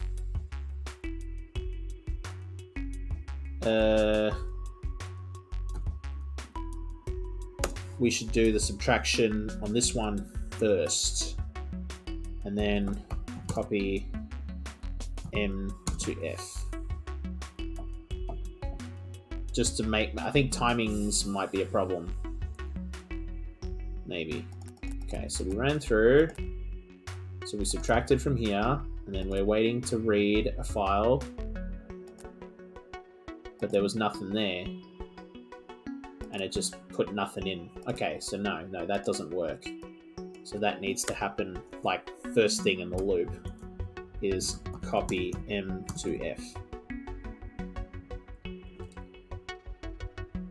Maybe that's the problem. Maybe it is the fact that we're copying it straight into the file. That might be the problem. So that's now... It should be waiting, because there's nothing in there. We just sent something... Oh no, there it is. There it is. Okay. That moves through the loop. Alright, yep, sent medium. I got that. Okay. Cheese. Alright, so now we're sending that over. And it's done... Alright, so it's done it at the same time. Okay. And then we want extra cheese. And we want... Oh, it's us that want the anchovies. Oh, God. Okay. And we're adding anchovies. Cannot read past end of file. And then it just deleted itself. That's great. So now it's just the expa. And that's... Oh, and now it's stuck. Okay. Okay.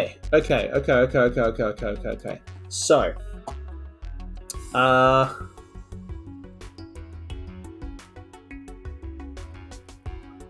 So this needs to happen second. Copy M2F. In this particular loop, I think. Hang on, so let's run that through. So 0, and then cannot read past end of file.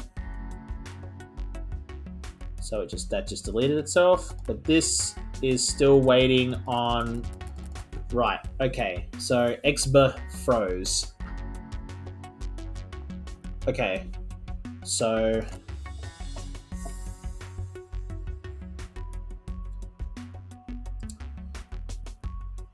Alright, so I think maybe we can put a false and true next to each other. So, test if x is equal to 0. Wait, maybe we can do this. Hold on.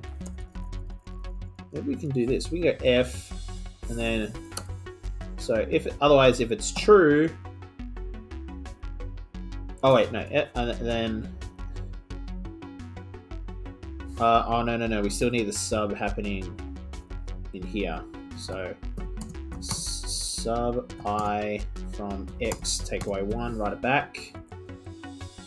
If true, jump to end and mark end, halt.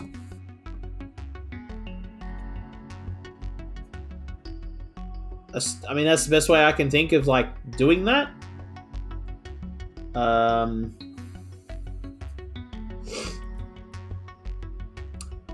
Unless...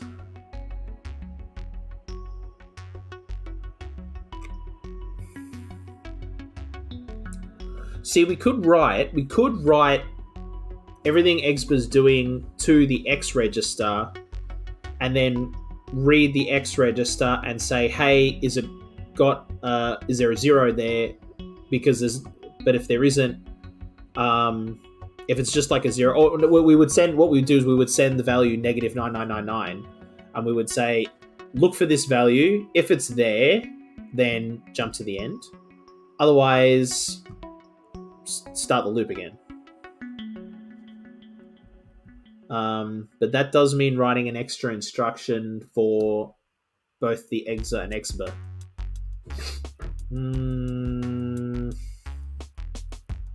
We haven't even tried this solution yet. I don't even know if this one's going to work. So let's go through.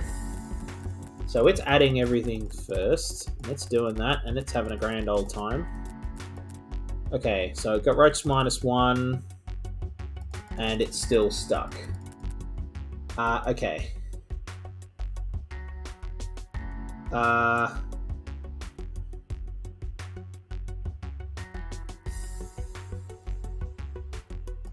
So it's getting stuck here because when it's not able to test. So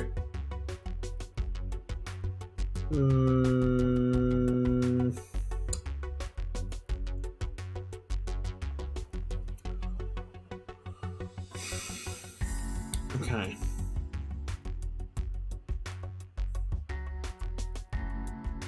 I think we're going to have to write an extra instruction. So, if it's, so if it is less than 0, copy -9999 to M, and then that can reach its end and automatically destroy itself. And this one, we're going to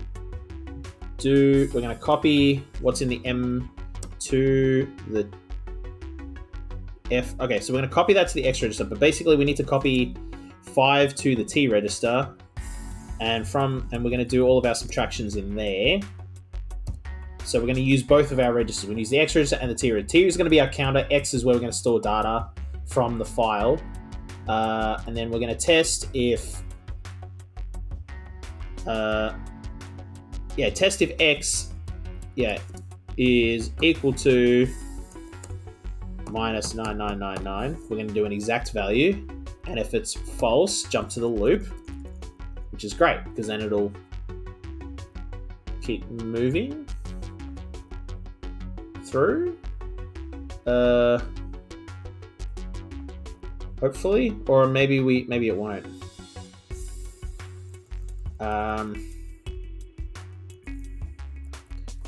Because if it's true, this doesn't matter anymore. So it kind of saves us having an end. So that kind of saves an instruction there, I suppose. I mean, ultimately it nets us one instruction, I think is what's going on. So, yeah, test X. But should the test happen? Copy M to X. No. Oh, damn. No, it's got to happen there, doesn't it?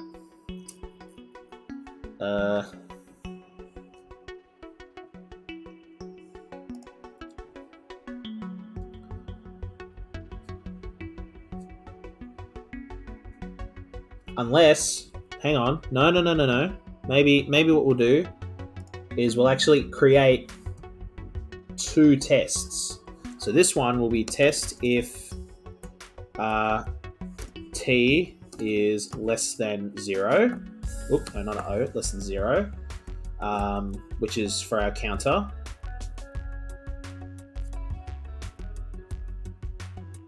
Unless...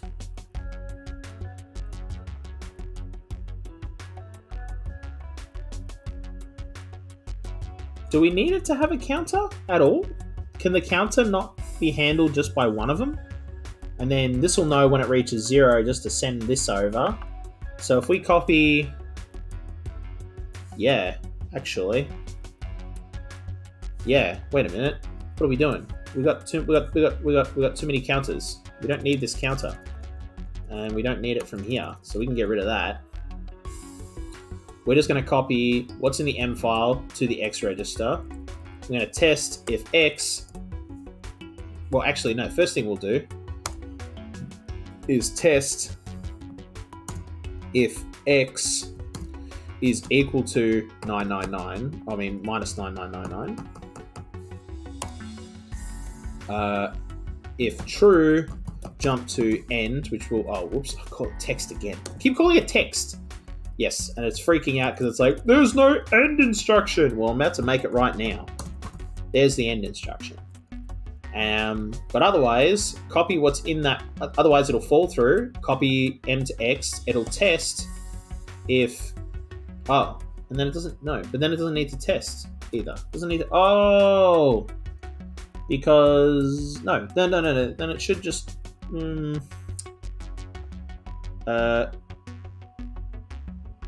Yeah, no, just test if X is less than 0, I guess.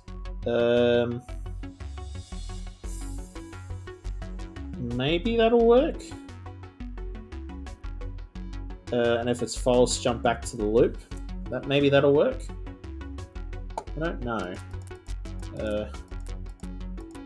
So we're sending all of our variables. And then... Did it send? No, it didn't send. Copy minus 9999 to M, and then halt. Let's just add a halt instruction. Maybe that's what was freaking it out. Oh, wait a minute. Maybe it's because it's holding a file. It's freaking out. So maybe we'll just do that. Maybe we don't need the halt instruction. Maybe we do need to drop the file. So that's running 0. Oh, 5, 4, 3, 2. Oh, okay. Oh, right. There's a problem in here. Okay. None of this is happening because it's trying to copy. The first thing it's trying to do. Okay, so. And it can't read past the end of the file. So. It's freaking out and then deleting itself. Oh my god! This whole time I thought it was the Exba that was a problem. It's the it's this one that's having the problem. Okay, so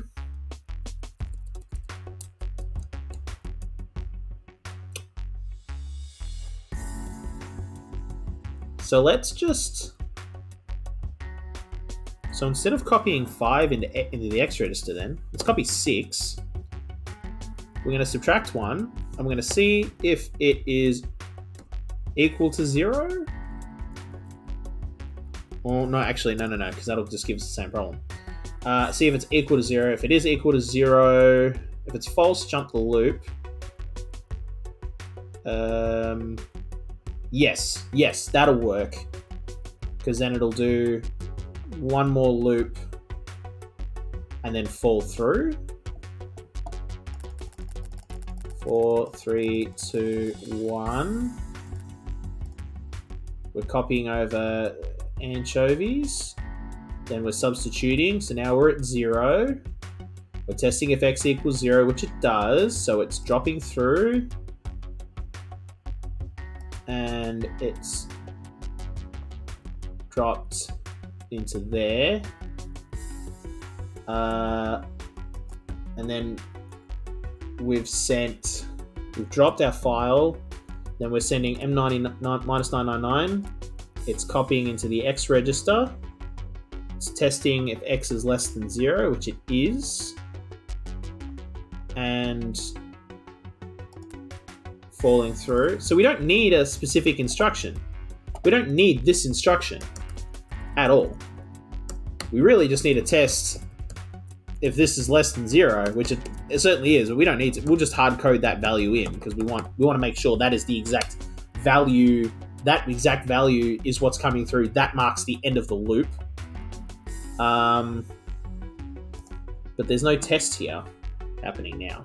So we can get rid of that, and then we can get rid of end, because we don't need that, because we're not referring to it anymore. And it can just halt. Yes, so we don't need drop, because we can just do that, and it can sit there out of instructions and delete itself, saving us an instruction.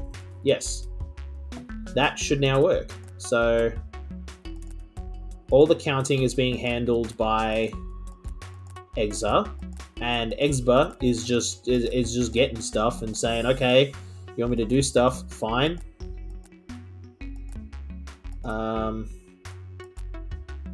So it does that. It sent 9999, but it didn't copy that into file 300? No, it didn't. Okay, but it detected that it was there. Oh, of course. Right.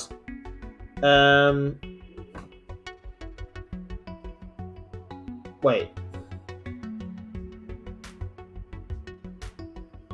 Exba's got file 200.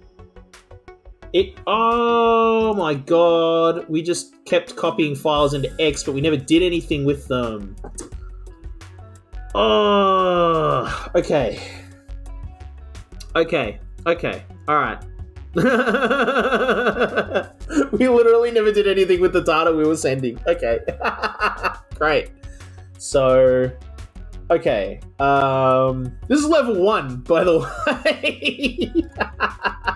This is like level 1, like the first tutorial level, and we're already like, this is where we're at. Great. Okay. So,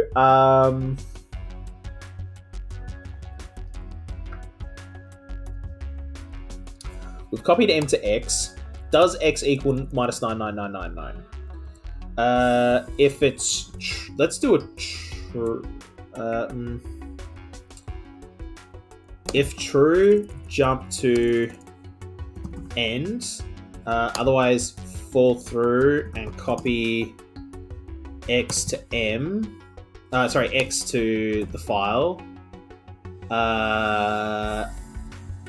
And then, hold on, so mark in, just so that doesn't annoy me. And then, could we just, do we need to do a test to do a jump? Could we just then go to jump to loop? Or is it going to freak out and say there's no conditional? Maybe it doesn't need a conditional? Maybe it doesn't. Maybe we can just go T-jump. Maybe that'll just work. I hope. I have no idea. Okay, so we copied our file. We're checking, and it's false. So we're going to fall through. We're now going to add that to our file, which we've now done. Good. And then T-jump loop. No. Oh, it does need a conditional. It does need a conditional. Okay. Okay. So. Oh boy. So we do need to create a test.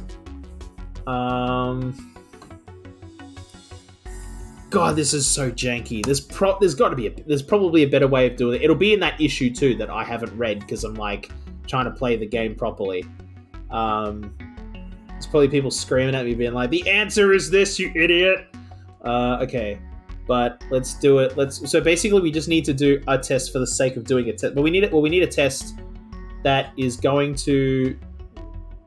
Well, we just run the same test, don't we?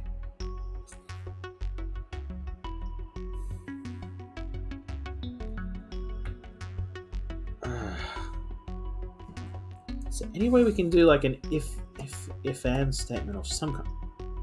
No, it's just there's just a jump. Oh, but it's not JMP, it's JUMP.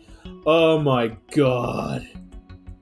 Oh my god. Okay, hold on. So, okay. Alright, hold on. If it's true. Alright, so hang on. We're gonna do a test. We do the test. We fall through.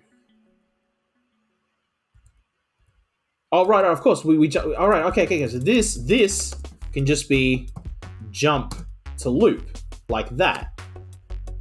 Yes, right, because this will just run But if this marks true, it skips over the copy instruction and goes straight to here. That should work. Which it isn't. So we're copying and then we're going back to the loop. Yes! Okay. Okay. This is now working. Alright. Sweet. I knew there had to be a jump instruction. So we reached the end. We got the 9999. It's now testing true. So it's not going to copy it into that file. Into file 200, I hope. No, it shouldn't. No, it isn't. It's going straight to the end and just halting. Yeah! Alrighty. Ooh, yeah. Alright, that worked. Cool. Let's run that through a bunch and see if it works. Yes. That works. Okay. Oh my god. All that faffing about... Oh my god. All that faffing about was because I didn't know about the jump command. I didn't know about JUMP. I just knew about JMP. Oh my god.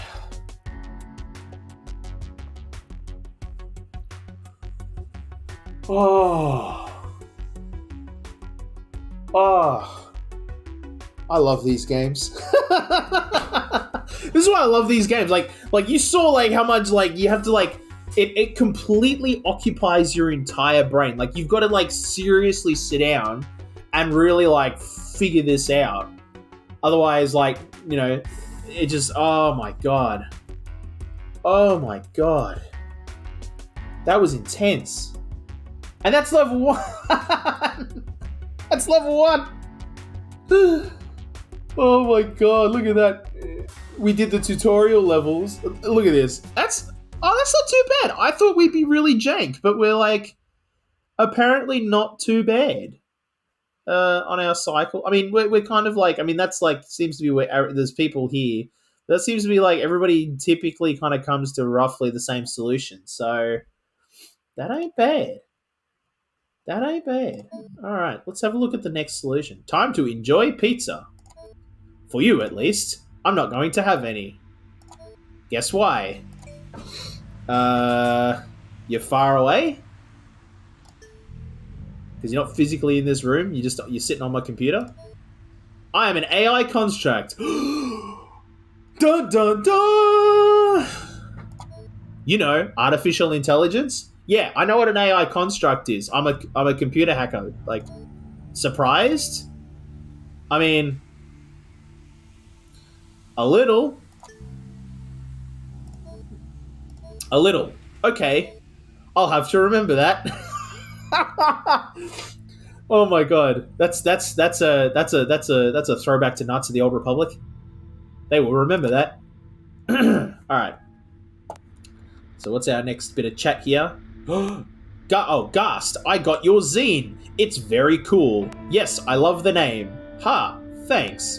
Ooh, where do I get one? Get me your info and I'll hook you up. Ooh, I'm excited. Yeah. Alright, so what's the next one? Meeting with Neva. Oh, it's a cutscene. Alright, well, let's watch the cutscene. Take delivery of the pizza. Oh, yeah, well, alright. Yeah. Alright, that's fair. Yeah. That tracks. Pizza delivery. Thank you. It's Nevis again, except this time they're wearing a Euclid's pizza uniform. Euclid's a better pie, and we can prove it. The reference seems kind of obscure for a pizza joint. I mean, yeah, I suppose. Don't look too surprised. I'm an independent operator. I handle a wide range of businesses. Bro, I wasn't interfering with your hustle. Like, you do you. Economy like this, you gotta hustle. That's right. Yeah, I feel you. So, here's your pizza, and here's your other package. I hope it helps. Ooh. Party favors? Nevis hands me an unlabeled prescription bottle. It's clearly a knockoff. Party favors? Good work getting that money together. Is this a special kind of pizza joint where you order the special and you get a little you get like a plain pie and a big bag of cocaine? That's like apparently a thing. If there's anything else you need, you know who to call. Certainly do. Oh, now we've got some, Ooh, I had no idea you could put donuts in the oven. Broiler, enjoy. What's this? It's in the zine. You what? Okay. Apparently there's something in here about putting donuts in ovens. Digicache. Storage systems. Yeah, I probably have to like sit down and read through this and be like, oh, here we go. Right. You sell them, or if you're not going to be able to something out of eating something out of trash, picking up and then mark down for being down to either use the broiler. What the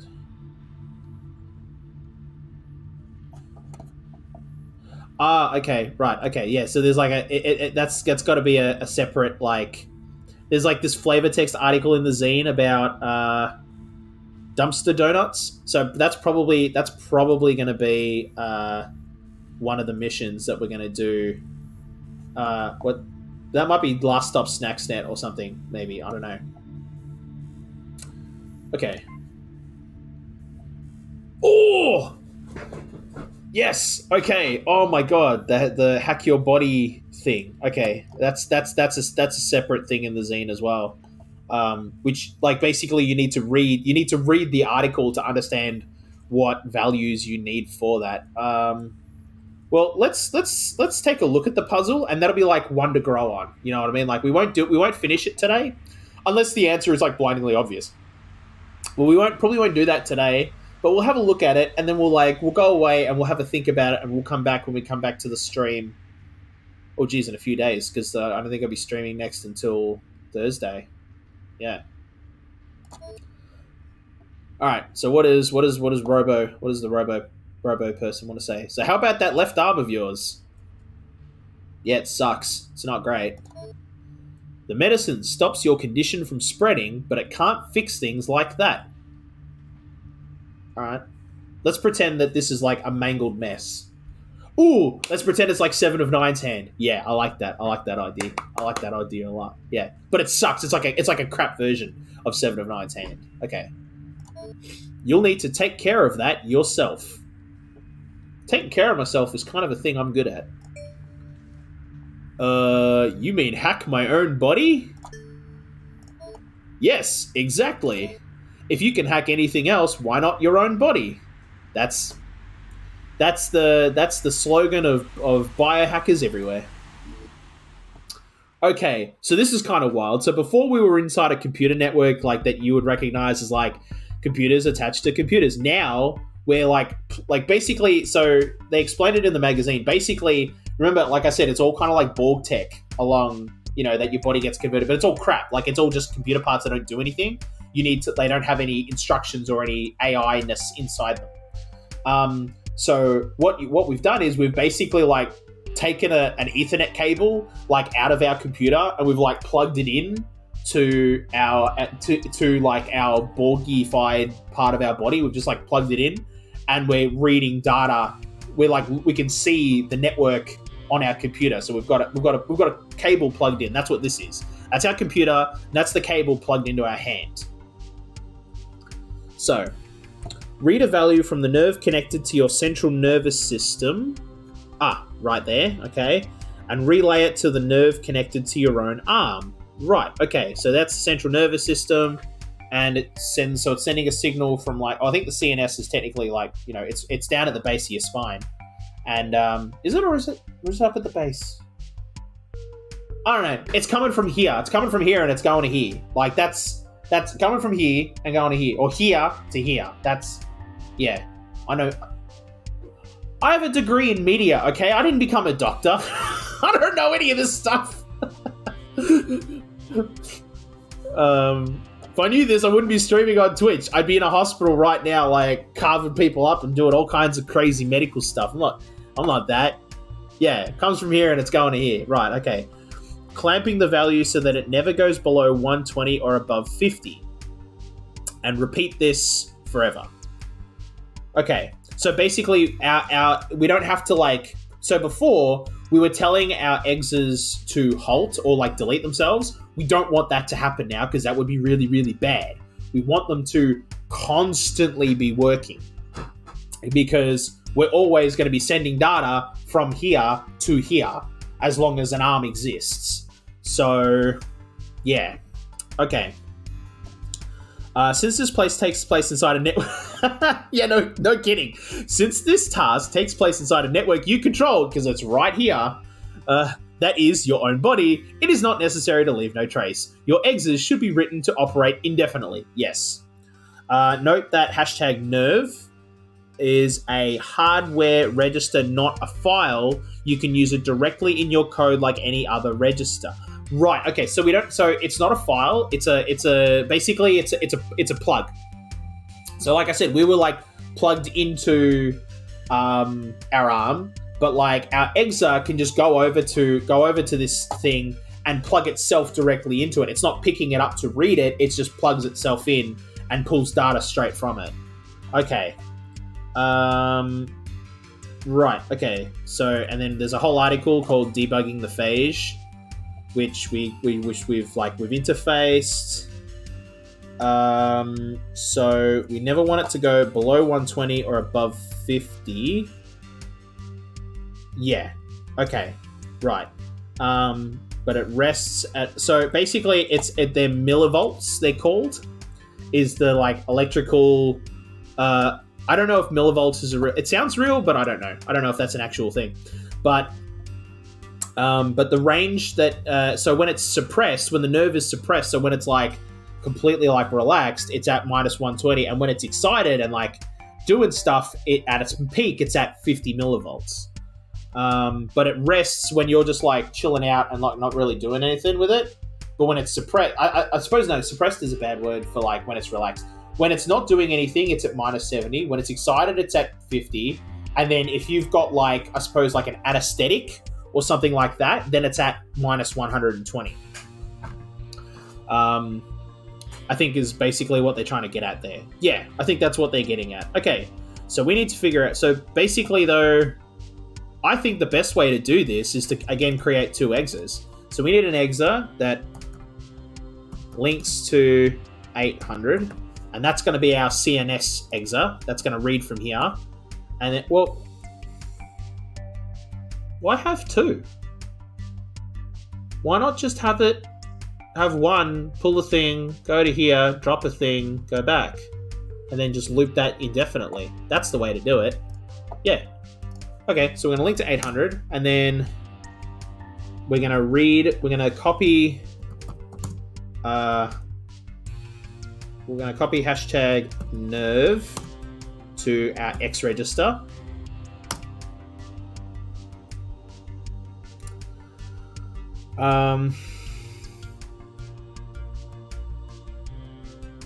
Okay, but for now, we're not going to do any number tests. Let's just make sure that this, like, basically this loop thing kind of works.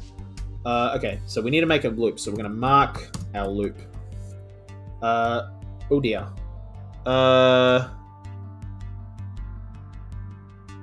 Yes, because it only needs to do that the once, and then it's going to do this basically forever.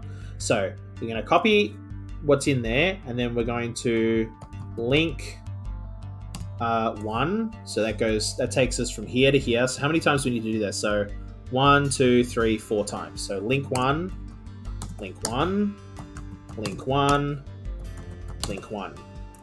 And then copy X to nerve. So that's so we're going to go, so we're getting the data from here, and then we're going 1, 2, 3, 4, copying it into there.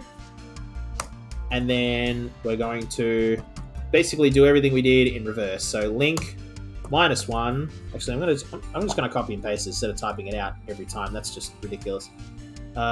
Link -1, link -1, link -1, link -1. So 1, 2, 3, 4. So that should be 1, 2, 3, 4. Yep. And then we're going to jump back to the loop. Oh, because remember, at the start of our loop is copying data. So let's test to see if this works. So we link. So now we're inside of our body. Our eggs is inside the body. It's now taking a value, and then it's going all the way along, and it's dropping off the value. Did it drop? Did it copy it? Did that work? Yes, it did. Okay. And now it needs to go back and get the next value, and it's doing that. Grabs the value and moves all the way along. and gets the value. Okay, so that's working, but clamping the value so that it never goes below 120 or above 50. Okay, let's see if that worked. Uh-oh. Okay, no, it's not. See, we're getting bad values. Right, oh, okay, so, because it's even though, so it just runs us through like a series here, and if we complete this, that's a test complete. Okay. So, right. So, this basic part of our loop works. It's getting the value, it's from the central nervous system, it's going down to the arm nerve, and it's dropping it off. But we need it to perform a check. We need to check if that's working. So,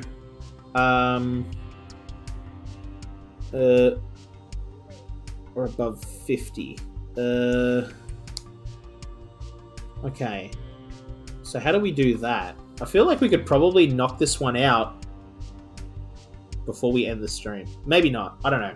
We got the basics working though. That's good. I suppose it doesn't really matter where we perform the check. But I suppose check... No. I suppose doing the check here is actually probably the best.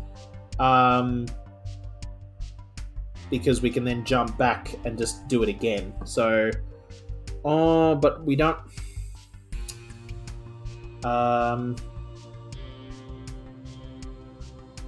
Wait, how does true and false work if I want to... okay, so we need to... Yeah. But if I want... yeah, we can do a test like that. But then if I want to, like, not jump or... Like, if true, do a thing. That's branching. Well, what we can do is create, so mark high and mark low. So what we're going to do is we're going to check here if the value of X that we're getting in off the nerve is greater than, and what's the maximum? 50. It's greater than 50. If it's true, wait, how do I? No, if it's false, if it isn't, you're going to jump to low. Otherwise, if it is true, you're going to copy 50 to X, and then we need to create a new jump. We need to then the jump to whoops. No, we don't want it. No, we want to. Oh yeah, no, we want to mark this as a thing. So hang on. So that's that. Mark this as move. Yeah. Okay. And then we're going to jump to move because we're not going to do the low if it's too high. Okay, mark low. Now we're going to test if X is less than negative 120. And if it is above 120, we're going to jump to move. Otherwise, it'll just fall through, and we will copy minus 120 to X. Wait, like that? That should, yeah. And then it'll just move along to move. And then start again. So we're linked. We've copied our value, which is minus 73. We're testing if it's greater than 50, which it's not. It's false. So we're going to low. We're testing if it's above 120, which it isn't above 120. No, we're testing if it's below 120, that's right, which it isn't. So it's going to jump to move, and then it's going to link over, dump the value, come back, grab a new number. And then it should just do that. Okay, let's run that through, see if that works. All right, yeah, we're getting values, and the test is running. Holy damn. Oh, that works. Okay. That's probably a really inefficient way to do it, but that's the only way I could think of that, like, gives us our high and low numbers. But, like, that works. Oh my god. Yo. Okay. Sick. And it does it with only one exa, which is, like, way more efficient. So, oh, that's dope. Well, let's just fast forward that to 100, because we know it's going to work. Whoa. Okay, so size-wise, which is what, 449. Apparently, we're using a lot of cycles. I'm not entirely sure what cycles is. I thought I did, but I don't. But our activity is, like, super high as well, apparently. Maybe we could make it smaller with using 2 exas. We could, because the one exa only needs to go one place, then it goes to another, and then they just sit in loops forever. I guess. I don't know. This hotfix should keep you useful, at least for a little while longer. So what we've done is now the nerve in our brain, in our central nervous system, is able to successfully send data to our hand, so our hand is now working again. It's not, like, super, but, like, it works. Okay, should keep you useful for a little while longer. I'm glad I don't have a body. Well, that's telling. Okay. Yeah, it does. It sucks. I hate this meat bag. It does suck. I can imagine. No, you can't. You don't have a body. It seems like nothing but a hassle. That is very true. It is very much a hassle. Maybe one day. Well, we can talk about that later. Listen, you keep your Pinocchio fantasies to yourself. That's between you and your internet service provider. Okay, cool. What's this? Ah, I broke the tab key. Stepping too much in Exodus. Ha. If you Alt plus click an instruction, it will run up to it and stop. Super handy. What? I didn't know. Well, now you do. Too late for tab key. Yeah. I mean, I could do that, but, like, our instructions thus far have been so simple that we haven't needed to do that. It's been easier to just, like, step through one by one and just, like, look at it. But we can, yeah. So what's that? That is alt-click. Oh, okay, yeah. So, see, because in Shenzhen, it has it all running along the bottom, so you would just, like, alt-click on a certain point in, like, the testing data and say, run all the way up to here and see what happens. Yeah, okay. So then the next mission will be Last Stop Snacksnet. But that level actually surprisingly brought us all the way to the end of our stream, like, really, really nicely. That's pretty dope. Okay, cool. Yeah. Sweet. Well, that's pretty cool. I'm gonna keep up with that. You know, we'll keep doing this because that was fun. Although it's kind of interesting how, like, the first puzzle took us, like, absolutely ages, and then the second one we were able to knock out in, like, what, 10 minutes? It was nuts. So I'm not streaming tomorrow, but that might change as of, like, after next week. So I'm not streaming tomorrow, and in fact I won't be streaming again until Thursday. But that's not to say that there's nothing. Pint Party isn't doing anything until then. On Tuesday, we're going to have a brand new episode of Pint Party coming out, and that's on Spotify, on iTunes, anywhere you like to listen to podcasts. Just search up Spotify. Of course, you can always keep up with our gimmicks on @pint.party on our Instagram, right there. Yeah, right there. You can keep up with all of our gimmicks on Instagram, and that'll tell you, like, when we're live on Twitch, when the new episodes of the podcast come out. Like, that's really the place to go for information.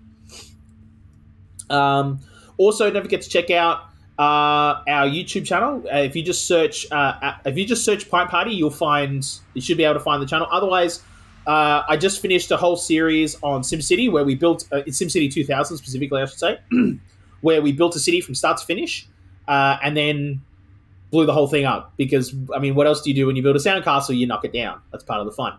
So that's under. So if you search Pint Party Retro Gimmicks, you'll find that whole playlist, and that's perfect for you to put on in the background. And this is like going to be a series that's basically exactly the same. This will have a separate name. I'll probably call it like Gimmickpunk. I was struggling to come up with a name for it. I'm like, what's a name that's like retro gimmicks? And I'm like, okay, Gimmickpunk. That's like, it's like cyberpunk, but it's like more stupid. So yeah, we'll do that. Oh my god, my hair is a mess. That's what happens when I do puzzles. When I start thinking hard, my hair just gets messy. Okay. So yeah, like check out our Instagram, check out the podcast that'll be coming out on Tuesday. This episode, like this stream, I'll probably put up on YouTube probably on Wednesday, so you've got that to look forward to. And yeah, all right, cool. So until then, I'll see you on Thursday, and we're going to continue on with Exapunks, and we'll just keep moving on through the puzzles. Until then, this has been Pint Party. Cheers.